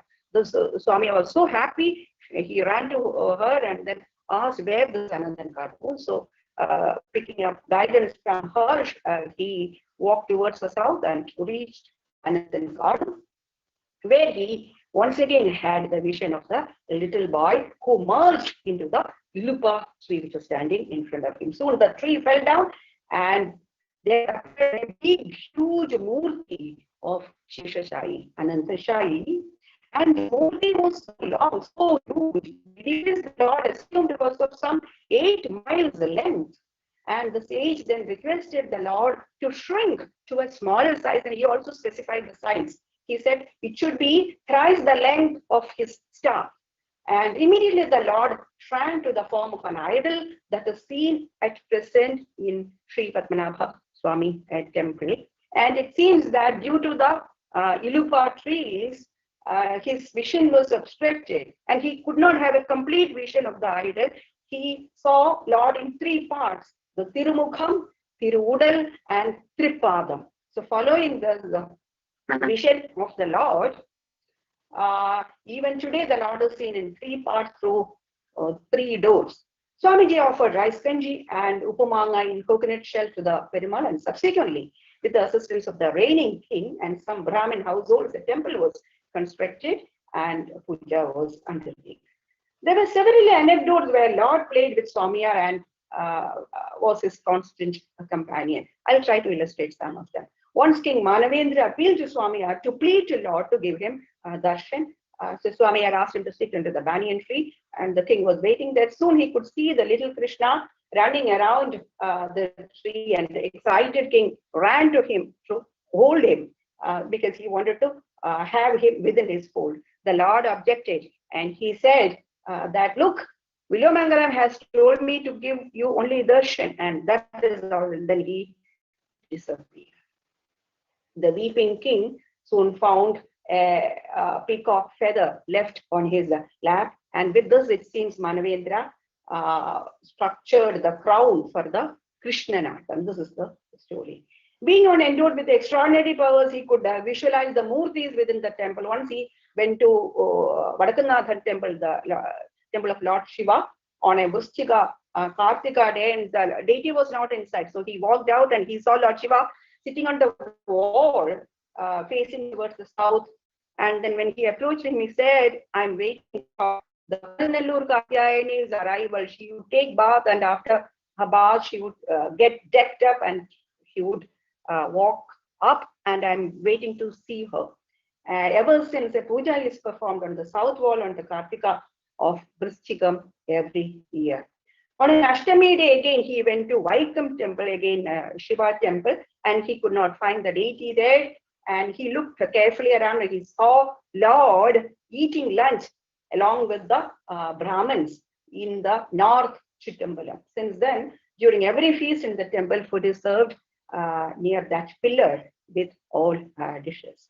Similarly, there is also an anecdote in Ambalapura Shri Krishna temple. Once Lord was missing in the Santorium, and he was found serving feast to the Maras, those who play drums for the festival Maras in the Nataka. The Nataka feast for Maras is given much significance because it's believed that Lord himself comes there to serve food. On one of his sojourns, it seems he found 7 Apsara Kanyas taking bath, and as Swamiyar was approaching them, they once again plunged into the water, and one unfortunately fell into the mud, and Swamiyar pulled her out from the hair and established there itself. And this is the famous Chartala Kartyayani temple, which is called as Chotanikara temple. Chartala means, tala, head with mud. Yet another anecdote is related to the Meenam Kulam Shri Krishna temple in the North Kerala. It seems once Swamiyar was returning from Kaveri, and then it was dusk. He wanted to do Sandhyavandanam. There was no water. So he pleaded to Lord Krishna. Lord Krishna appeared, and he took a big, huge form and then placed his right bare foot on the rocky place, and then from there generated spring, and soon it became a pool. But Swamiyar complained. He said, see, there is no fish, and therefore the water might not be pure. Then Lord created a big fish and requested Swamiyar to bath in that. So this place is called Meen Kulam, and there is a Shri Krishna temple built there. There is also a Vilvamangalam Swamiyar Matham attached to that. And there is a cave also. And it's also believed that Swamiji has fixed the worship formats, puja pathadis, for all these temples. Now, regarding the literary contributions of the Swamiyar, of the 22 works that is credited to him, I'll just mention those which are related to Lord Shri Krishna. They are Shri Krishna Karnamridam, Abhinava Kaustubhamala, Balakrishna Stotram, Bala Gopala Sudhi Shri Krishna, Varadashtagam Vrindavana Stotram, and Krishna Lila Vinoda. When we come to Shri Krishna Karnamridam, it has been believed that Lord Krishna used to shake his head in approval of the slokas in it. Swamiyar used to reject those slokas which has not been approved by him. It seems on those days when Lord did not give approval even to one single sloka, he used to start. The author thinks mainly about 2 stages of the life of Krishna, that is childhood and youth. In fact, there is no difference between the childhood and the youth. Professor Bhatt, initiated, is implicated. This I'll go deep into that. Well, the work starts with establishing the concept of Bala. It says in the epic style, who is always ready to give gift of salvation to those who salute him. It reads, Astanyastana Tapa Varga Aghilodaram Kishora Kritihi. Throughout the work, you see a poet pleading to Lord for a little of his sweetness. He said, you are overflowing with sweetness. Give me a little of your sweetness so that it makes my work melodious. At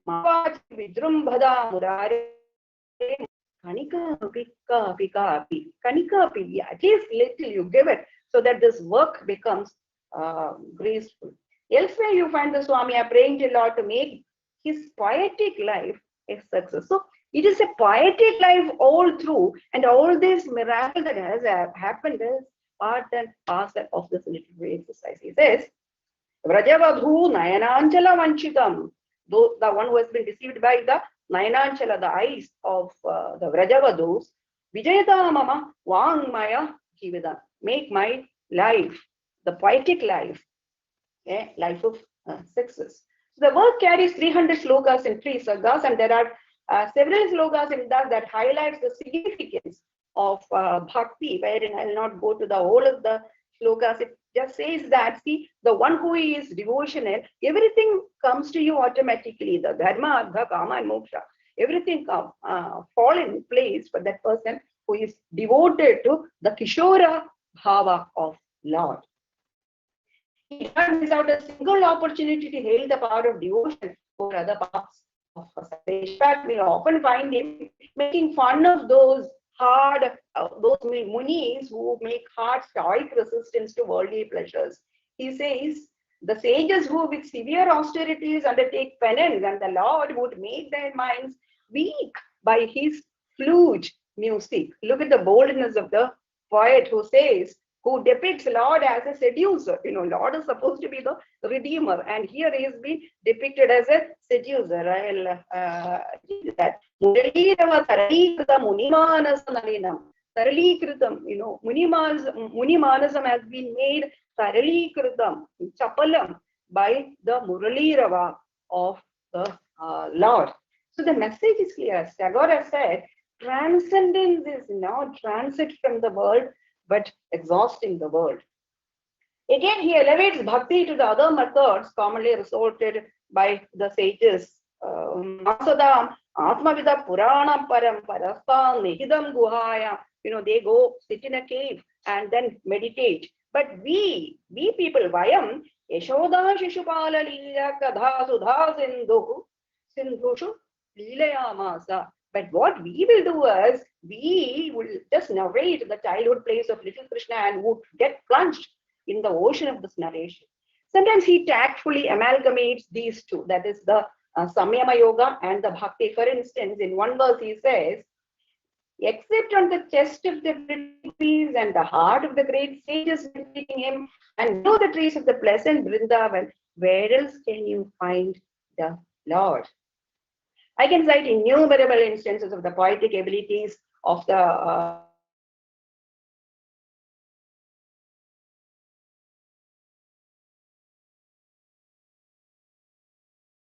of Vikraman.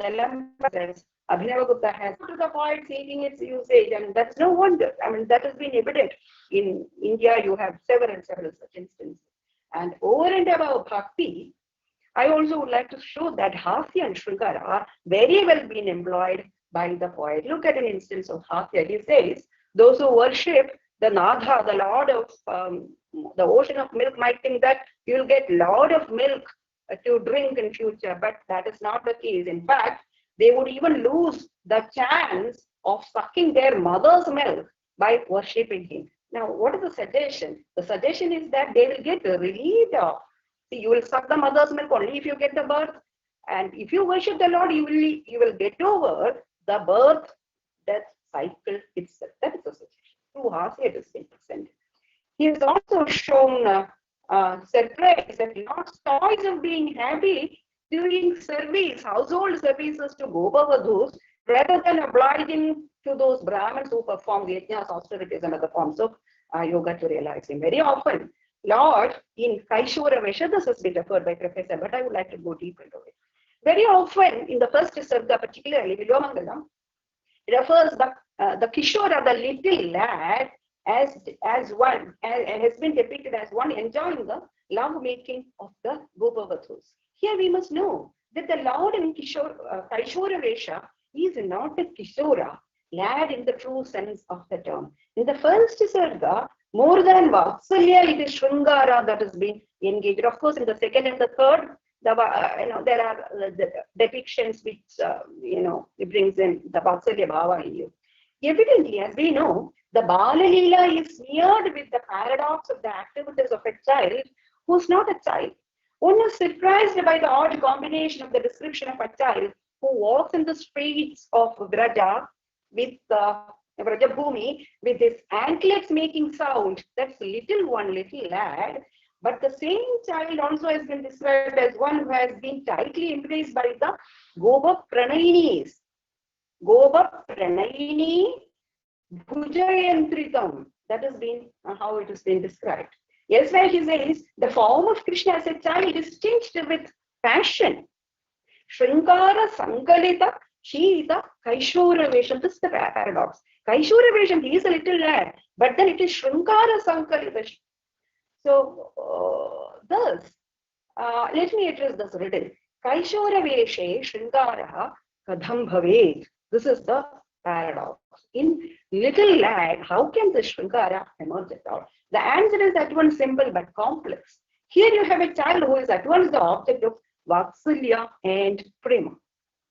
In fact, Balakrishna and his Leelas are fine instances to establish that there cannot be a divide between you. Try to recollect your old theories on rasa. Bharda himself speaks about, breaking the watertight compartmenting of the rasa. There is no watertight division between different sentiments of rasa. As per the rasa theory, Vatsalya in fact is not a rasa by itself. It's a part and parcel of Shringara. Shringara is the real rasa. Shringara is Rasa Raja. And a Lord, as the master of rasas, again, Professor Bhatt spoke about Rasa Uvaisaha. So, as the master of rasas, he makes the best use of Shringara. And Mathurya, which is the fruit of either Vatsalya or Shringara, it just stays the same. The ultimate essence is the same. And significantly, the poet confesses that he too has been shifted to such a mental state. He becomes like his mental aptitude becomes like that of a gopis. And this is something very significant. Now, this suggests a couple of things. First, the famous principle in bhakti that the feminine in one's inner self has been best explored in bhakti. Whether you become male or female, the feminine in you has been explored in the method of bhakti.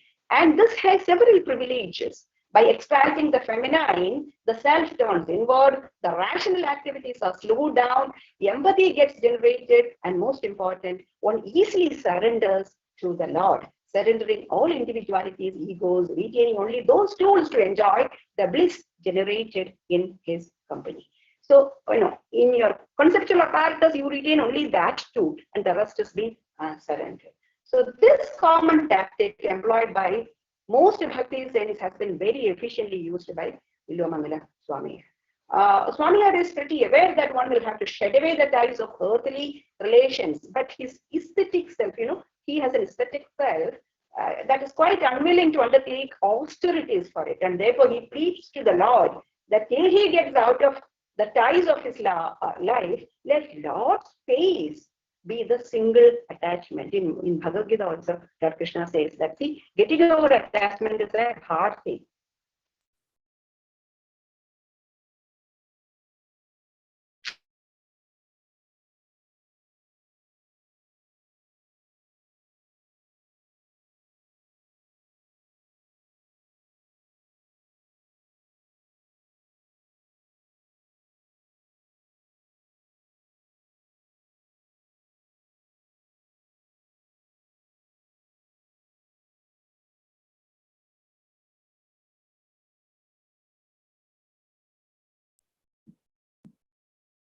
Dr. Shrikala Nair, I think we have lost connectivity or we are not able to hear you.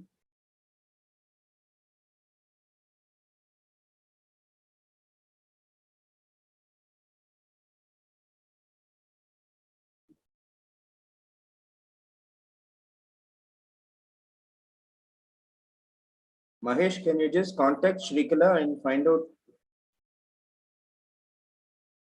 whether she'll be joining?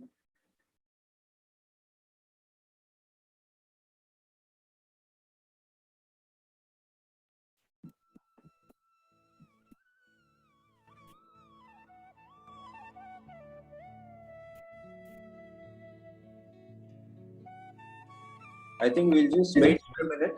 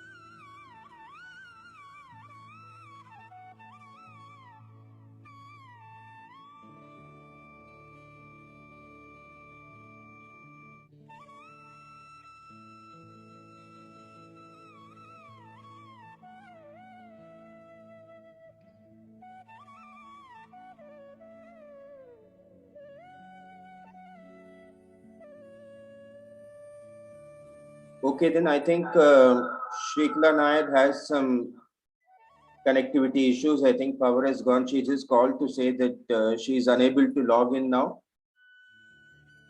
So we'll go on to the next speaker, and hopefully Shrikla Nayar should be able to, if she gets the power, then I'm sure she'll be joining, and then she can complete her talk. We just hope for that. Now we'll go on to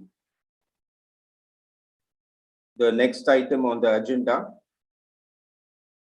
As they say, last but not the least, we have the special address, second special address by Dr. Makarand Paranchpe, Professor of English at JNU, New Delhi. Now, a few words about Professor Makarand Paranchpe.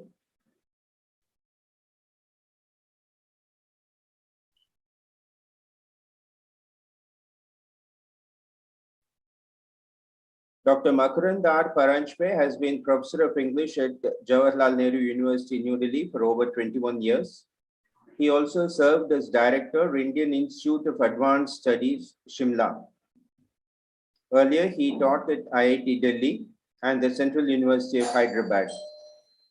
He was educated at St. Stephen's College, Delhi, and the University of Illinois at Urbana-Champaign, where he got a master's and PhD in English. He is the author and editor of over 50 books, in addition to having over 175 academic papers and over 1,000 articles in newspapers and popular periodicals to his credit. He is also a poet and novelist. His latest books include Identity's Last Secret, Blue One publication in 2022, New Perspectives in Indian Science and Civilization, Routledge Publications, 2020. He is currently a columnist in Open Magazine, Gulf News, The New Indian Express, and The Print. Now, as far as his connection with Shri Vishnu Mohan Foundation is concerned, I recollect that in February 2020, at that time, I think, like you say, AD, BC, or before Common Era, after Common Era, and all that. Nowadays, we start thinking of events as before COVID, after COVID. So in the pre-COVID days, in February 2020, when we had physical programs happening at the foundation in T Nagar, Chennai, we were privileged to have Dr. Makarand Paranchpe, the foundation, and he gave the Shri T.R. Pattabhiraman Memorial Lecture on the topic of Swami Vivekananda's Vedanta, which was very interesting and very well received.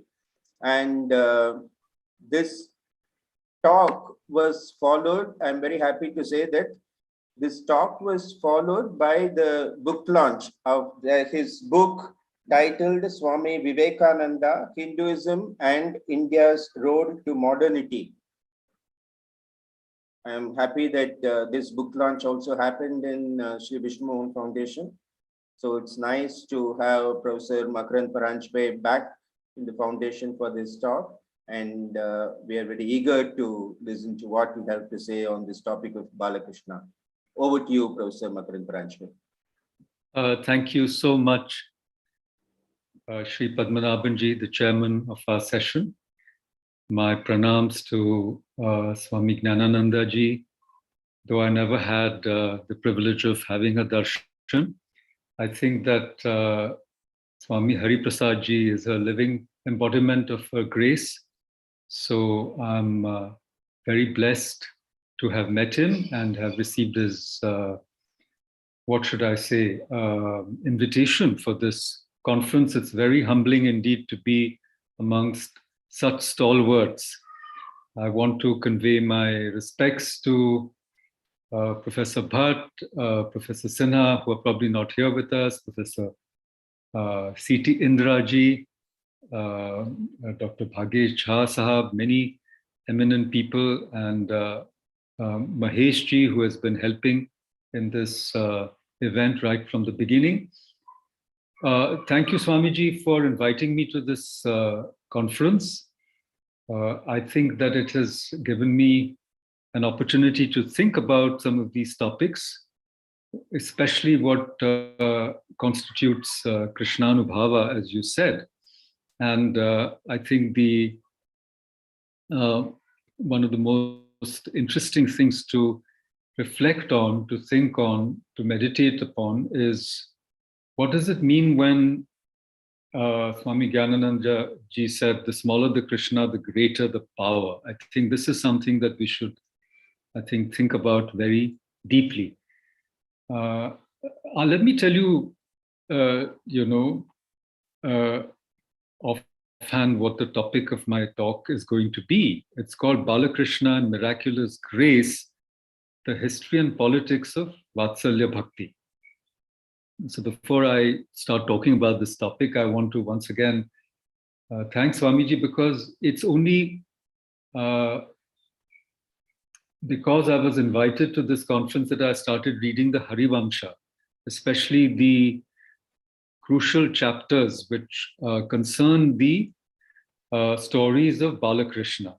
These are chapters, I think they are chapters 47 to 78, if I'm not mistaken, because I was not familiar with this text, and it's only when I was invited to this conference I started reading about it. And I'll tell you why this is important, because we've heard several aspects of the topic so far. We've heard certain metaphysical points that were made by Professor Bhatt. We heard some axiological observations by Professor Sinha. We read a text with Professor Shrikala Nair, who also wrote the theme note, the Bilava Mangalam text she read for us, almost gave us a commentary on it. But there are certain aspects of this, should I say, phenomenon of Balakrishna we haven't touched upon at all. And I would say that these are the historical, critical aspects on the one hand, and the political aspects. And when I was reflecting on how to organize this talk, I thought about the metaphor of the Tribhanga, which is a very important posture, not only when we think about Krishna, but also many other deities. In fact, Shiva is also depicted in Tribhanga. So you have this body, which is really the cosmological body of the Akhanda Purusha, but it's bent in three places. Below the knees, it's in one direction, knees to the waist in another direction, and above the waist, it's in a third direction. So I look at these as metaphors of what I want to say, that there is a spiritual dimension to this topic, but there's also a historical and political dimension. Okay, so it's like they're looking in three different ways, almost as if in Tribhanga, but ultimately it's the oneness of that Akhanda Purusha, the magnificent Purusha that we come across in the Purusha Sukta, which is once again depicted, even though in the Manushya Leela, and in this case, the Leela of childhood. And I was also reminded of the three aspects of the Bharatiya Parampara, as was explained to me by Professor K.J. Shah, a great teacher of philosophy who worked with Wittgenstein. But we see it in all our granthas. And these three are Anubhav, Vichar, and Achar. And I think the Indian tradition is so inventive, and it is self-renewing because it is able to, in some ways, cohere or join these three aspects, the Anubhav and then the Vichara, because without the articulation of the Anubhav, it remains mystical, noetic, as William James so well put it, in Varieties of Religious Experience. And finally, in Achar, that is in your conduct, if you cannot carry it out, then there's a great schism, which is actually the characteristic of modernity. In fact and value, in one's inner life and one's conduct, there's no cohesion, etc. And in a way, you can define modernity in that manner. But with these observations, I want to refer to all these three aspects.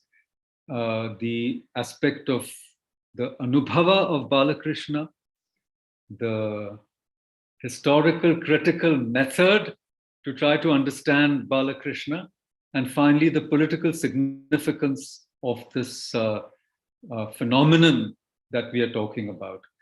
Now, the historical critical method is what we have learned from the West, the historical, critical, and philological method. And some say that we must throw it out of the window because it's a colonial imposition. That I can't get into that debate just now. There's a wonderful book on it by Vishwa Adluri and Joydeep Bakchi called The Nay Science, where they go into German Indology and its foundational principles.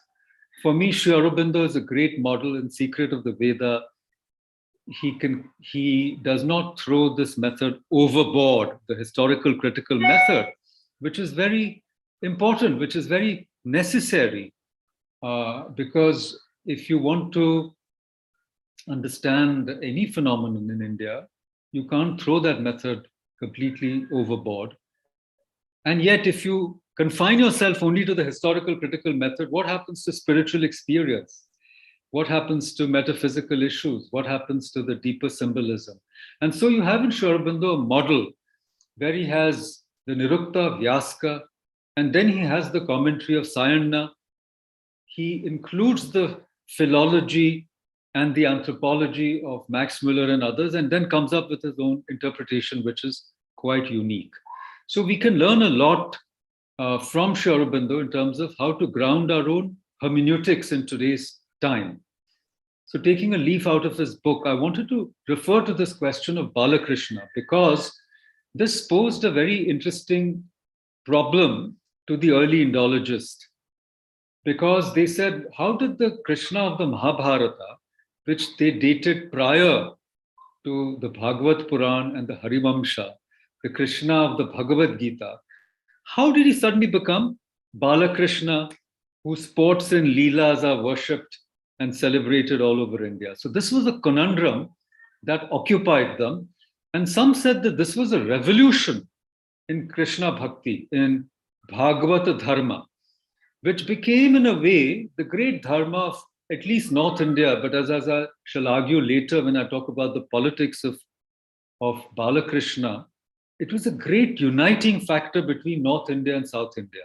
We already heard about this from Swamiji earlier, that the Alawars celebrated Balakrishna and his Leelas as much as the poets of North India. In fact, long before them, long before Surdas, you have an evidence of the celebration of Krishna Bhakti in the form of a little child in the South. So it's a great uniting, so to speak, religion. But when you look at it from the historical, critical, philological point of view, it seems that the Krishna of the Bhagavad Gita and of the Mahabharata antedates the Krishna of the Bhagavad Purana and the Harivansha. After all, the Harivansha is considered to be the appendix of the Mahabharata. It's a Khila volume, and it's a very long book, about 23,000 verses, I'm told.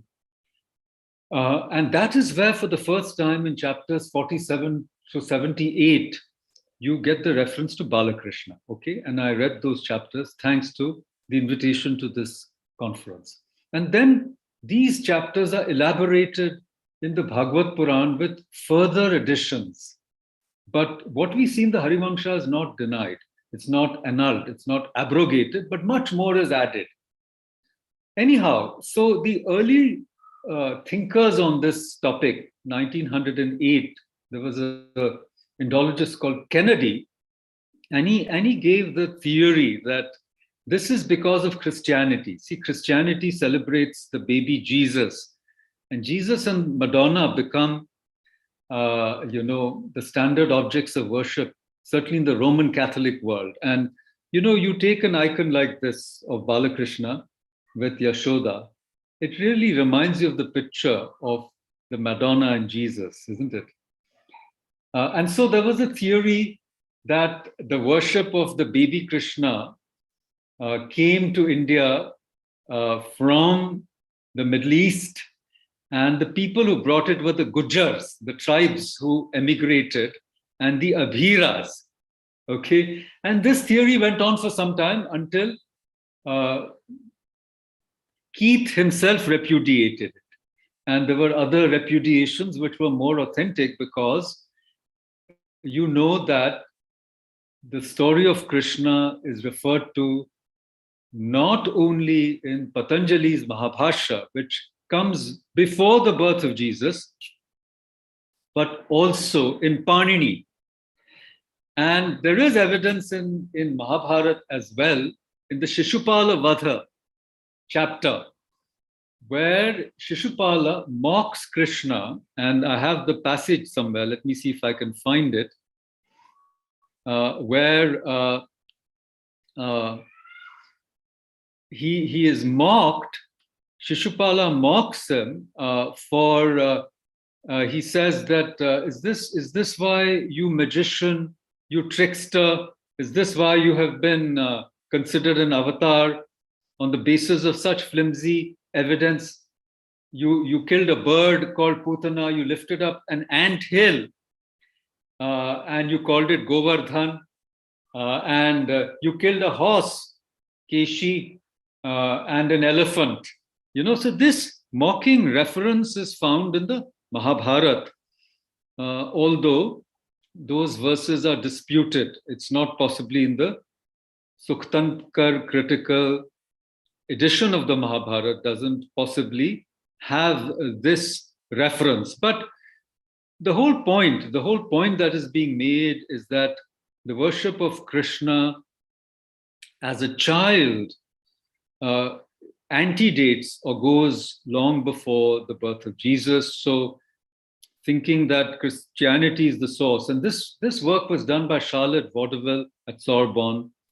She unearthed many stories of what she called a pre-Aryan godling, and the story of the slaying of Kamsa and so forth, and many cycles. Anyhow, this is the reference in the Mahabharata 2:38:4-9, when Shishupal is heaping insults on his enemy Krishna, impugning that his Kshatriya status is to be doubted, because his claim to kingly fame rests on upsetting a cart, slaying a female bird called Putana, eating a lot of food, lifting up an anthill, and making a mountain of a molehill, so to speak, and killing a horse and a bull, Keshi and Arishta. Anyhow, so the historical critical method does, throw up this question: how do you account for the rise of the worship of Krishna and his frolic suddenly? And there's an answer given by Norvin Hine, who taught at Yale University. He was at the Divinity School, but he's written a definitive book called The Miracle Plays of Mathura. He stayed in the Braj Bhumi and did a lot of work, and has written some amazing essays on this topic. And one that I read and I found very useful, I'll recommend. It's called A Revolution in Krishnaism, the Cult of Gopala. So anyhow, he has his fascinating theory, and I'll explain the theory only in 1 minute. He says basically that Krishna, Bhagavad Dharma became the state religion of the Guptas, because the Mauryas, the last of the Mauryas, became Buddhist, and the theory is that the so-called Brahmanism was reinstated by the Guptas, and they used Bhagavad Dharma and universalized the worship of Vishnu, and his avatars. Now, that's when I'm now going to segue to the political. But according to Norvin Hine, he said that this was institutionalized, and then he gives a slightly anthropological, psychoanalytic reading of why Balakrishna is worshipped. He says basically Varnashram Dharma creates a very restricted society. So you need an outlet, and the outlet is in the frolics of a child who is above the laws of society. The child can do anything he or she wishes, And so you have an outlet. And then he gives the example of the modern ISKCON, where they're extremely strict, almost puritanical in their dress, in their observations, in what they eat, and even in their sexual conduct. But the texts are about the Leelas of Krishna, including his so-called adulterous passion. So that's his theory. We may or may not agree with him. In fact, personally, I don't agree with him, but I find it interesting, and I don't want to dismiss these speculations, because even if you regard Krishna, as Professor Bhatt said, he is nothing but the embodiment of Satchitanand, Brahman, Purna Param Brahman, or the Godhead. Even so, the question remains, why did we transit from the Vedic form of worship, to other forms of worship? And today, though all forms of worship usually want to legitimate themselves through the Vedas, they don't follow. I mean, nobody knows the Vedas today, hardly anybody does. But the worship of Krishna is still so popular, right? So certainly, though much of classical India was ahistorical, I don't think we can afford to ignore history altogether. We'll have to find, that's why I use the Tribhanga as a metaphor, that each one of these is pointing in a different direction, but we must reconcile them. And this is a challenge of being modern Indians, because we can talk about this later, we may not have the time to do that today, but we cannot ignore these questions that have been raised. And I have my own theory, which I'm going to talk about in the context of something that is an extremely, should I say, topical controversy. And I'm going to refer you to another book. And this book is a very important book. It's by Meenakshi Jain. It's called Vasudeva, Krishna and Mathura. And it's a follow-up on a book on the flight of the gods. And in this book, of course, she also has put together all the archaeological evidence of images of Krishna and stories of Krishna. Again, some of them are very old. They go back to, 200 in the Common Era. And so the dating is also very interesting. So basically, she says that Krishna has been continuously worshipped in India for about 2000 years. And the center of one of the main centers of worship of Krishna was the region that we call Mathura today. And the book, as I said, is very topical because it talks about the Katara Keshava Deva, which refers to the Krishna Janmabhoomi, which is under litigation even as we speak. The matter is in the courts. Should the Krishna Janmabhoomi be restored, to those who want to worship Balakrishna? So this is what I called in my topic. I refer you back to the title of my essay, Balakrishna and Miraculous Grace, the History and Politics of Vatsalya Bhakti.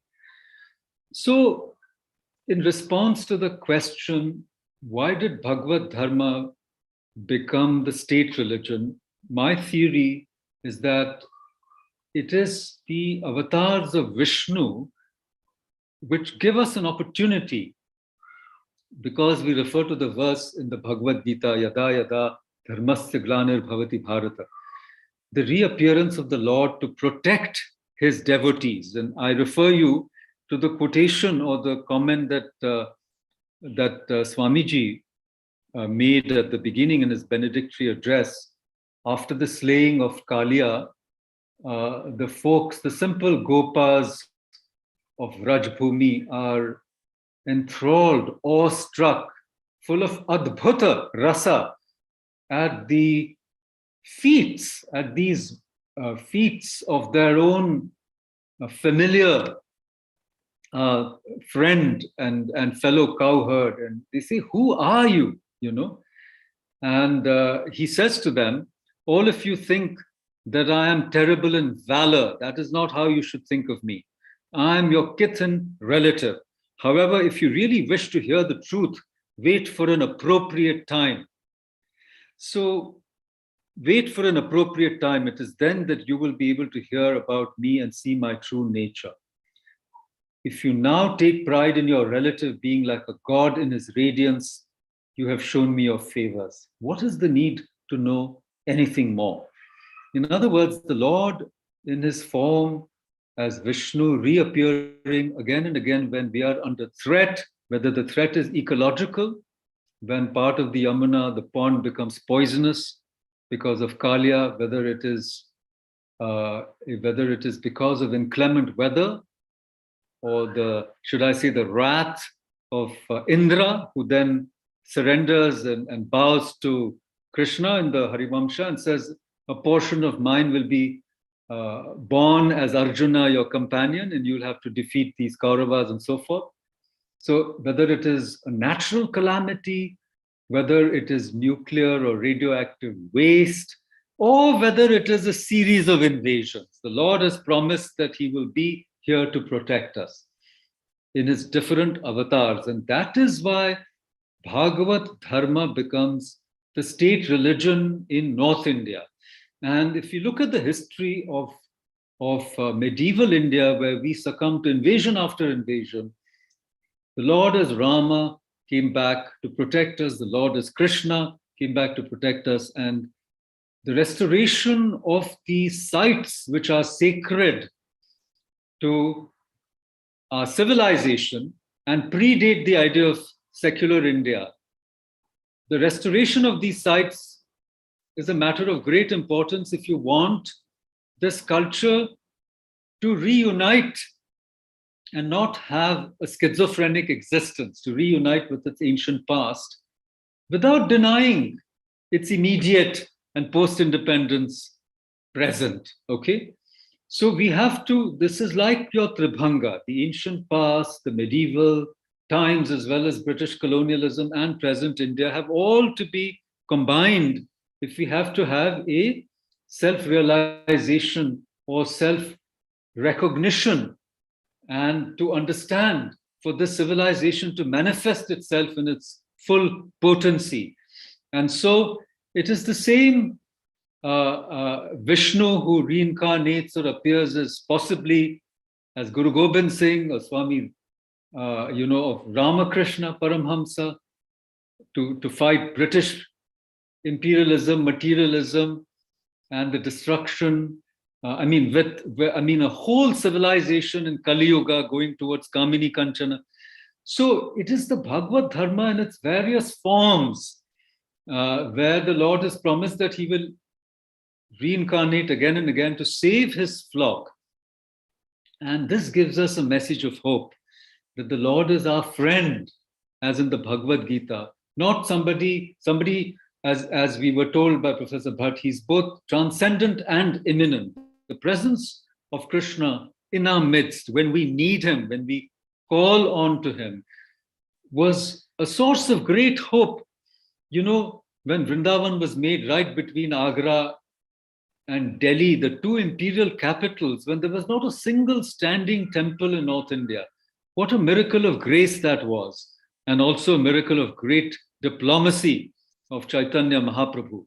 So these are things we have not been able to understand with our purely secular blinkers, that there was something miraculous. And this is where we come back to the idea that the smaller the Krishna, the greater the power to energize us and to show us something. And why is this worship of Krishna so unique? Because Krishna is a greatly transgressive deity. In Madhurya Bhav, his paramour and partner is Radha, not Rukmini. Though in Maharashtra we worship Rukmini and Vitthal. So these are very fascinating aspects. Even in his Balakrishna form, it's not his real birth mother Devaki, but his foster mother Yashoda. And what about the dual avatar, Sankarshana, is not really related to him because Yashoda, so they're not even brothers in that sense, okay? So the brothers are not brothers, the mother is not a mother, the Shakti, the wife, is not a wife, and yet Krishna belongs to them more than everybody else. So it's a great story I mean, we heard earlier how Indian narratives contain the highest philosophy. So the story of Krishna is a continuous invitation to us to decode this mystery of the Lord and how he or she keeps coming back to us and wants to make, I mean, you read the Harivansha, and Indra says, henceforth, earth will be like heaven. And this is what we want to do. We call it Ram Raja, or we may call it Vrindavan, we may call it Vaikuntha, or we may call it the divine life on earth, if you want to go back to Shri Aurobindo. What we want to do is we want to perfect this earthly life by completely spiritualizing it and transforming it. And this is what Krishna helps us to do in his easiest, the most sulabh form. Because look at Vatsalya Bhakti, how easy it is for every mother or father to regard the Lord as their child. You know, and this is what we saw in the story of Yashoda's Vishwarupa in the mouth of baby Krishna. If every mother can see the Lord, I mean, the omnipotent, omnipresent, and infinite Parabrahman itself as their own child, how much easier it is to relate, you know, to the majesty of God and to love God so easily. Love comes so naturally in that form. So this invention of Vatsalya Bhakti was nothing short of revolutionary, because Madhurya Bhakti is very difficult to find. You know, in our normal earthly life, you find it's hard to get a perfect partner. It's even hard to make a marriage succeed. So Madhurya Bhakti is so difficult. But Vatsalya Bhakti, I mean, which father or mother doesn't have a natural affection or child or love for their own offspring? So this is a great revolution. And remember, if the Lord is your child, you have to protect the Lord. And so you need Ram Lalla's birthplace to be restored. You need, you know, Balakrishna, Balagopal's birthplace to be restored. And use constitutional means, use legal means, use every means at hand to get back that deep connection. Because what we see in this book is they destroyed it, we rebuilt it. And this is the eternal cycle of Sanatan Dharma. You destroy it 1,000,000 times, it'll be rebuilt 1,000,001 times. And that is why the smaller the Krishna, the greater the power of Krishna. So let me now end with the most delicate, the most sensitive part of my talk. And I'm not even sure I should mention it. I take Swamiji's permission, because I was told by some of my teachers that if you have a spiritual experience, you should never talk about it, because you dilute it and you throw it away like pearls, etc. But there are no, I won't complete that parable, because there are no creatures of that sort in our presence today. But, you know, I must go back to that marvelous experience that happened to a certain version of the speaker. I won't even say it was me. And it was a time, you know, when I was about maybe, or that person was around 10 years old. He had had his Upanayanam, and he was given the task of doing the puja at home. And one day the family had a guest, and she was, you know, an unmarried lady who only wore white. And, you know, and people warned this child that, you know, she's very strange, you know, be careful. You know, wherever she goes, she carries this Balakrishna, and she can't be parted with this baby Krishna. And we have it in our shrine room. All of us have that image when we do worship. I can't think of any home where you don't have that image of Balakrishna. And so this lady was there, and I mean, this child was very drawn to her, and she was very affectionate to this child. And the conversation went that she had this she had this wish to go to Vrindavan Gardens in Mysore. So the family was living in Bangalore at that time. The child's father said, yeah, we'll arrange this trip for you. No worries. And she said, no, but I can't go. I can't go because I have to feed this Balakrishna, the baby Krishna, depends on me. And I can't leave this baby Krishna, and I can't take him with me because there are some rituals I have to do. So when I'm traveling, I have to eat certain kinds of food. So when she came and became our guest, I remember, with due respect, to other members of my family, they complained, now she's going to take over the kitchen. She'll have to make her own food. She won't eat what we eat, this, that, and everything. Anyhow, the long and short of it is that she said that I will go provided someone does the proper puja for my Balakrishna. So they said, oh, we can get somebody to come for you. We can get the family priest can come. And then she said, who's doing the puja now? So somebody pointed to that child. He says, he's doing the puja. And they said, oh, he's very stupid. He argues with everyone. He doesn't believe in anything, but they ask him to do it. So he does this, But he does it, he bathes the deities. He does the chandan and he puts the, he offers the flowers and all that. He puts the tilak and the kumkum. He does it. Doesn't believe, and he rings the bell and he gives prasad to everyone. That he does, but he's very foolish. He doesn't know anything. So she called me and she said, look, please take this seriously. I'm going to go away for just 2 days because it's an overnight trip. And so please do this properly. Or maybe it was just 1 day. So he promises that he'll do it. And she goes in the car to Mysore. It's a 4-5 hour journey. She's staying there that night and returning the next morning. So the next morning, the child, has to do the puja. And as luck has it, he's a bit careless. And then something happens. And then they said, oh, why are you late? It's 7:30. Go and do your puja. Go take a bath. Do your, whatever your rituals are and do. So he does it. And then when he's doing this, he finds when he's offering, the dhoop and the deepam and the flowers and the prasad, this little baby Krishna moves. The Krishna is moving when he offers as if to take the offerings. And then first time it happens, he can't believe it. And he blinks and he says, well, I do this every day because there's a Krishna in his own shrine which never moved, which never did anything. But this lady's baby Krishna has come forward, as it were, to take the offering. So he calls his mother, he calls his aunt. There are other visitors in the house. And he says, look, can't you see this little baby Krishna is moving? So they said, okay, let's do it. So he does the thing and he offers and it moves and nobody else can see this Krishna moving.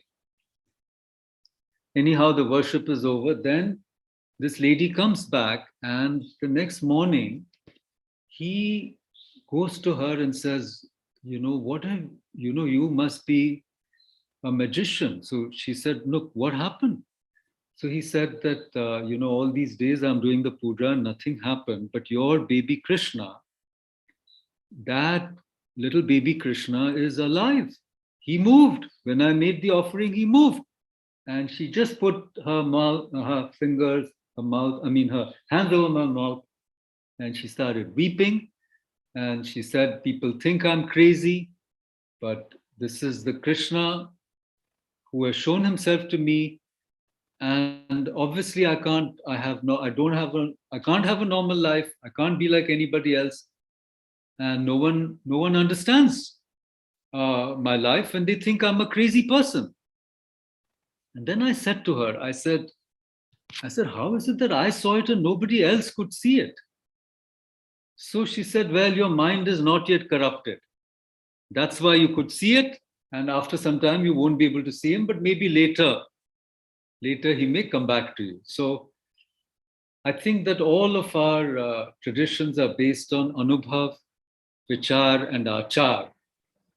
And I feel very blessed to be a part of this conference because I'm very humbled because I had absolutely no knowledge of Balakrishna, in any academic sense, but because Swamiji offered, or rather ordered me to speak here, I started thinking about this, and then I recollected some of these, I think for me, very special experiences, and also read the Harivansha portions of it, and could relate it to our present context where the recovery and revitalization of our civilization is an ongoing task for all of us. And it doesn't exclude anybody, because the greatest devotees of Krishna included Muslims, such as Ras Khan. There's a whole tradition of Krishna devotees who were not even Hindu. So Krishna belongs to everyone, and certainly Balakrishna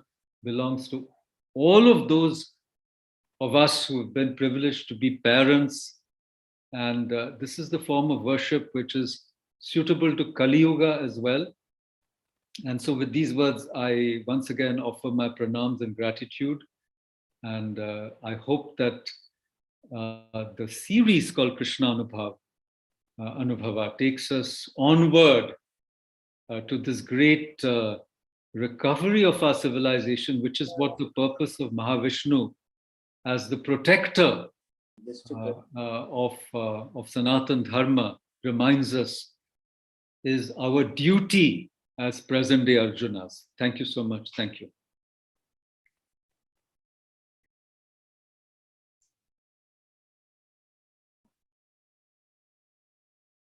My friend, I hope that Sri Krishna calls you back soon and comes back to your life, just like how your relation blessed you. Narayana. Thank you for that very wonderful talk, Dr. Makran Paranchkit. The initial... Sir, Padmanabhan sir, Professor Dr. Shrikala is going to join in 5 minutes. So will it be possible for us to give her some time? Yeah. To complete her speech, which got interrupted. Yeah, I'll just now for that. Yes. You'll be able to join. Yeah, before that, so the Dr. Makran Paranchkit's talk was really wonderful, and sort of two totally different dimensions. It started off on a very incisive and intellectual level, covering various aspects of historical and other aspects of Krishna, which was to be expected from a professor of JNU. And the personal experience he narrated was simply wonderful. And really, I felt so happy. I felt very, moved by that, what he shared. And I'm sure that with the blessings of Swamiji, Sadguru and Bhagwan, he'll be able to, as Swamiji said, I'm sure he'll be able to have that Krishna Anubhav personally again in his life. So thank you, Dr. Makran Paranchkit, and hope that you'll be associated with the Foundation's programs in future also. Now, we'll just wait for a few minutes for Professor Shrikala Nair to join and continue her talk. So I'll just mute myself. I hope she's able to join soon.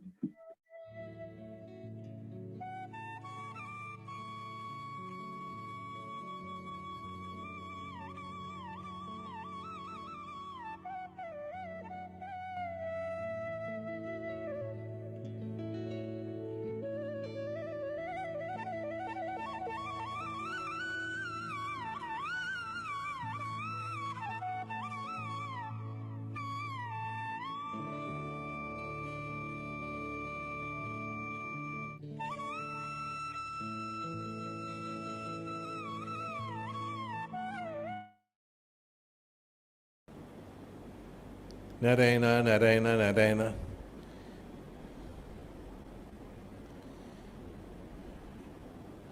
When our Guru, Shri Sadguru Jnanananda Saraswati Ma, wanted to have a vehicle to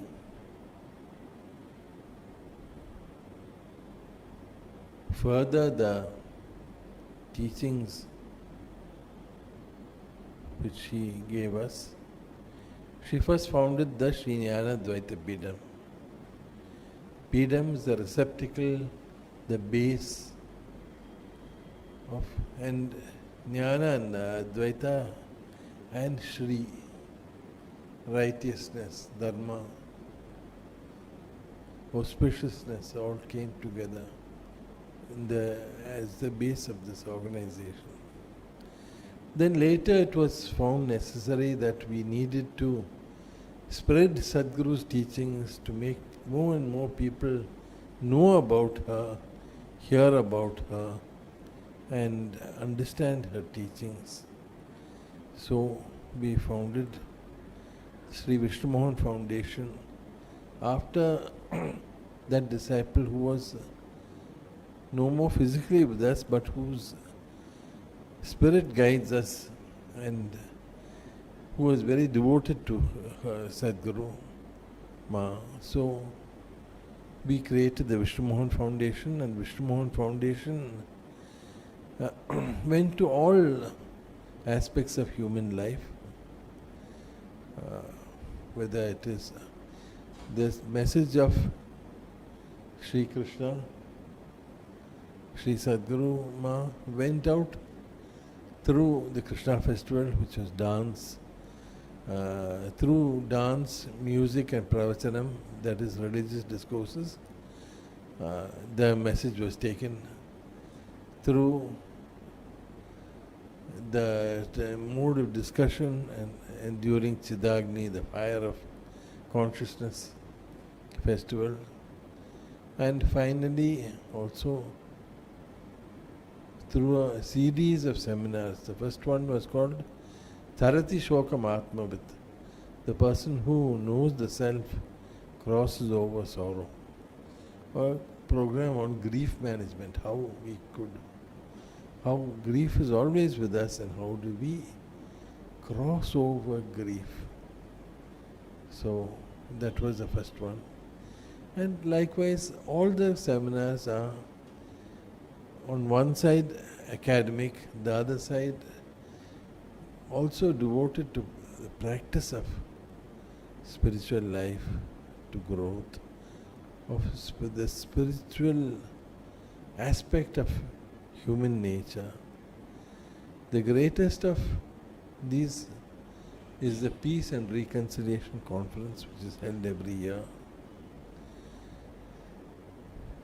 It is based on two things. One is the feeling which Sadhguru has given us that we should understand from a perspective of humility that other perspectives other than our own, other views other than our own are in the eyes of those people perfectly valid, perfectly relevant, and also that for reconciliation to happen, it is necessary to leave behind us all the unhappinesses of the past, all the difficulties of the past, and then only will peace and reconciliation happen in this world. And that is necessary if this world is to survive, this world is to be. So, may Sri Sadhguru Ma and Sri Krishna bless our endeavors. Narayana, Narayana, Narayana.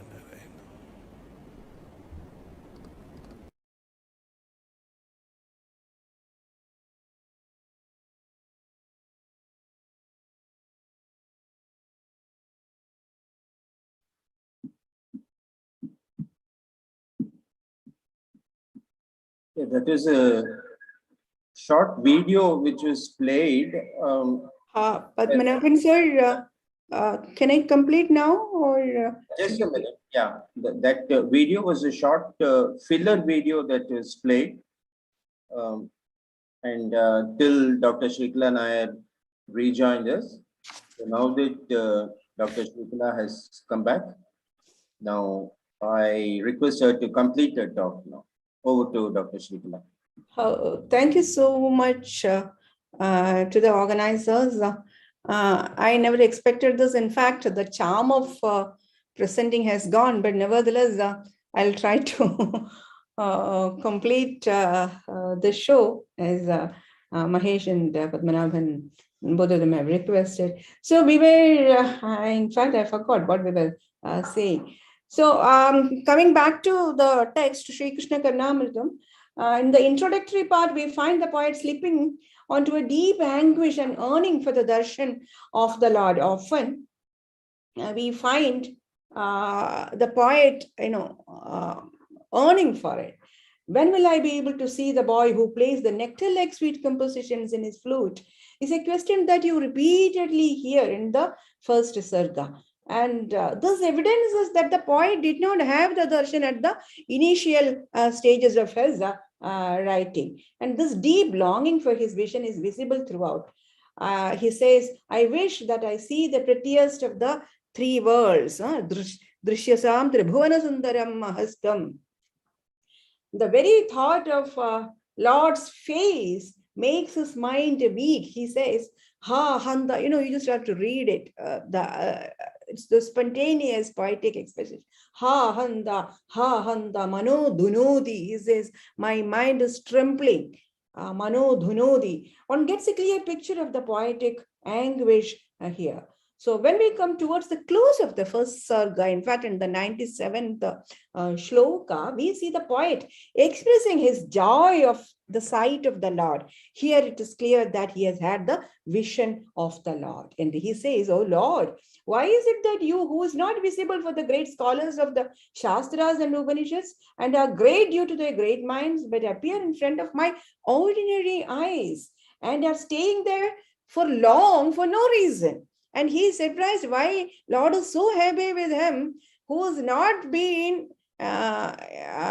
happy with those who are making excessive efforts to realize him. And having now seen the Lord with his bare eyes, his worry now was, how could he describe this vision to the world? How could he put it in the literature, all the sweetness that he has experienced? Now, don't ask me the question, why should he at all express this to the world? Remember that all this has happened during the literary exercises, and that is the beauty of it. In fact, I want to speak a lot about how the language, bridges between the human and the divine. There is a lot to be spoken, quoting both Abhinavagupta as well as Heidegger, but then probably that can wait for the time being. So interestingly, from the second sarga, the Kishora Rupa, the little child, who brings in the Vatsalya Bhava, is visible more. And very interesting imageries are brought out by the poet here. When Yashoda saws Kailasa, in fact, what she sees inside the mouth of little Krishna is Kailasa, but then she mistakes it to be, according to the poet, she takes it to be the undigested butter, that butter like it's Himavan who's been covered with snow. So when she sees the earth, the full earth, she thinks that it is the mud being eaten by little Krishna, and the ocean of milk as the remaining milk drunk by the little one, and complains that some evil spirit has caught onto my little one, and that is why I see all this in his mouth. And it seems once Yashoda was putting him to sleep by narrating the Ramakatha, and when she comes to the Sita Paharana, the little child at once becomes Rama. He just gets up, he loses the sleep, and then he suddenly gets up. He lost sleep and asks for the bow to Lakshmana to finish the Rama. He says, Saumitre kwa dhanuridi vyagra girah paduna. Where is my bow? In Ramayana, if you read Ramayana, very often Rama asks for the dhanu. Saumitre kwa dhanu. Where is my bow? So immediately the little child Krishna gets up and he becomes Rama, and out of anger towards Ravana, he asked Saumitri, get me the Dhanu. So towards the close of the poet prays that his work be as clear as as dear to the Lord as the offerings of the Kunti, as dear to him as the beaten rice offered by Kuchela, as dear to him as the breast milk of Yashoda, the fruits offered by Shabari, and the lips of Gopavadhus. And I presume that indeed it is. For reading it, you slip into a divine world, and this is what has happened to me. I was, though the rasa has been taken by he himself, I do not know why he was unhappy with me. But while reading the text, you feel as though you have been slipped into a divine world, which made possible through the power of language. You'll realize that the language is so powerful to shift man from the human world to the divine world. And it is this literary work. And if you wonder whether it is a literary work or it is a stotra or it is a stotra kavya, you really have no clear answer. Yes, it is a literary work because there are imageries, there are analogies, and so forth. Yeah, but it also has the effect of a stotra due to the divine intervention, as I was telling you a little earlier, because it is quite not like a human craft. There is definite intervention, and therefore it can very well work as a stotra. And call it stotra kavya if you like. So I conclude by giving salutations to this great mind, Bilo Mangalam Swamiya. Let him be one, let him be many. But this brilliant exposition that you see through the kavya exposes two things. One, his devotion to the Lord, and the second is how pleased the Lord is. You may have a lot of devotion and you may claim that you are a great devotee, but if he is not interested in you, then what is the use of you claiming that you are the devotee? The fact remains that little lad Krishna was so tied on to him. He used to follow him wherever, as the poet himself wonders, why is he always been present with me? I am a small soul, while there are great minds awaiting him for his arrival. So the fact is that he is in the books of the Lord, and that makes him deserving of our salutation. So I wind up saluting this great master who has brought to us Shri Krishna Karnamritam, which at once becomes a wonderful literary work as well as a stotra kavya. Thank you so much for the time once again.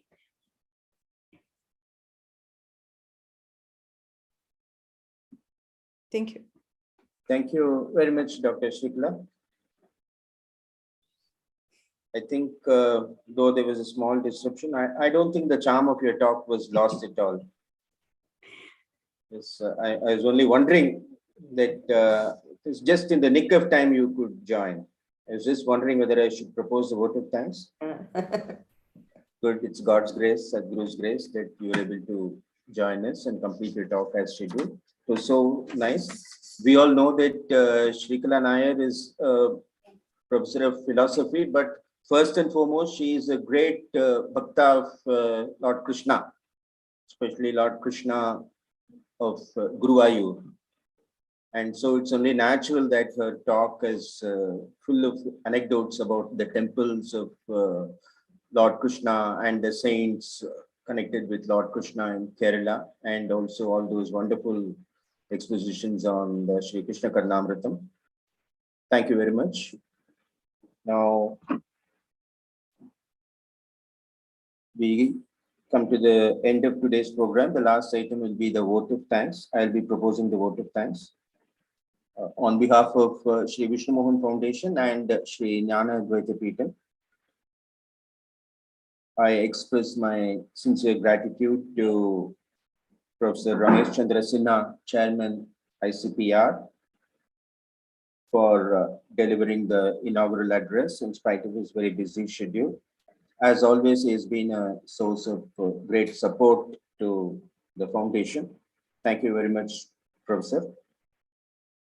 We also, from the bottom of our heart, we thank Professor S.R. Bhatt for the keynote address, former chairman of ICPR, again, person who has been very closely associated with Shri Vishnu Mohan Foundation and helped us a lot in organizing the seminar. Of course, his contribution to this seminar has also been acknowledged by Swamiji in his benedictory address. We are extremely happy to thank Professor K. Sambad Kumar, former HOD Philosophy, Pachapas College, Chennai, for his introductory remarks on the conference. And it's been a real privilege to have the guest of honor, Representative Padma Kuppa from the 41st House District of the Michigan House of Representatives, USA. And we hope that we'll have occasions, more such occasions for her talks in the foundation. We're also extremely thankful to Dr. Shrikala Nair, who has always been very closely associated with the foundation. And you can say she is almost a part of Shri Vishnu Mohan Foundation. And to Professor Makaran Paranjpe for his wonderful talk.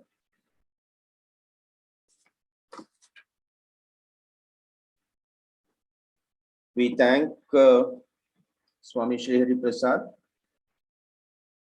for not just for his benedictory address, but also for being the main person who conceptualized and organized this conference. And not only this, so many conferences, so many seminars he has been organizing. And conclude by offering my pranams and gratitude to our Guru, Shri Sadguru Swami Jnanananda Saraswati. We sincerely believe that without her divine blessings and grace, none of this would have been possible. Pranams to Shri Sadguru, pranams to Swamiji. But before we sign off for today, I'll just like to mention about tomorrow's program. Tomorrow is a very important day for Shri Vishnu Mohan Foundation, being the birthday of Shri Vishnu Mohan.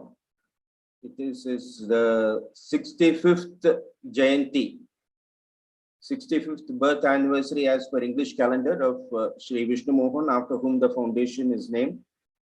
So, in fact, Swamiji organized this 3-day webinar to sort of coincide with Shri Vishnu Mohan's Jayanti. So tomorrow we have a galaxy of speakers with us. We have the whole day. The session starts at 10 o'clock with the first plenary session, which will be chaired by Dr. Uma Maheshwari, HOD Sanskrit, Queen Mary's College. And in that we have 4 speakers. Dr. Lynn 8, she is Washington State University Asia Program Department. She'll be talking on Krishna's butter theft, a comparative analysis of its components in Sanskrit and Tamil literature. This will be followed by Dr. Srinivasa Varakhedi, now Vice Chancellor, Kendriya Sanskrit Vidyapitha, New Delhi, is talking on Sri Krishna's elimination of Asuric forces, some insights. Then Professor Godabarisha Mishra, former HOD Philosophy, University of Madras. He'll be talking on Sri Krishna Karnamritam. And the last speaker of the first plenary session is Dr. Sukanya Anandakrishnan, affiliated scholar, University of Hamburg, whose topic is Krishna, the butter thief. So this will be roughly from 10 to 1, then there'll be a break for 1 hour. And at 2 o'clock, the second plenary session will start, and that will be chaired by Dr. Agneshwar, trustee Shri Jnana Advaita Peetham. And in that, I think we have 7 speakers: Dr. Prashant Kalai, Associate Professor and Head, PG and Research Department of Sanskrit, RKM Vivekananda College, Chennai, talking on Balakrishna in Leela Sukha and Sukumara Kavi poems. Then Professor N. Shri Kumar of the Department of Humanities and Social Sciences, IIT Madras, on Puntanam and Balakrishna. Dr. Sri Vidya Iyer, Carnatic musician and academician, on Narayana Tirtha's portrayal of Balakrishna. Dr. Srivalli Anand, independent researcher in Sanskrit literature, on Sadashiva Brahmendra and Balakrishna. Professor Pramila Gurumurthy, Vice Chancellor, Tamil Nadu, Dr. J. Jayalalitha Music and Fine Arts University, Chennai, will be talking on Uttukadu Venkatakavi and his compositions. Then Professor Madhusudan Kalaiselvan, architect and expert in religious literature, temple art and architecture. His talk will be on Arunagirinathar on Sri Krishna. And finally, Dr. Jeffrey Long, Carl W. Zeigler, Professor of Religion, Philosophy and Asian Studies at Elizabethtown College, USA, will be talking on Krishna Bhakti in the teachings of Sri Ramakrishna and Swami Vivekananda. So we have a whole day program from 10 to maybe 5 or 6 in the evening tomorrow. Please do join us tomorrow's program. I think with this, we'll now sign off for the day and join again tomorrow morning at 10 o'clock. Thank you.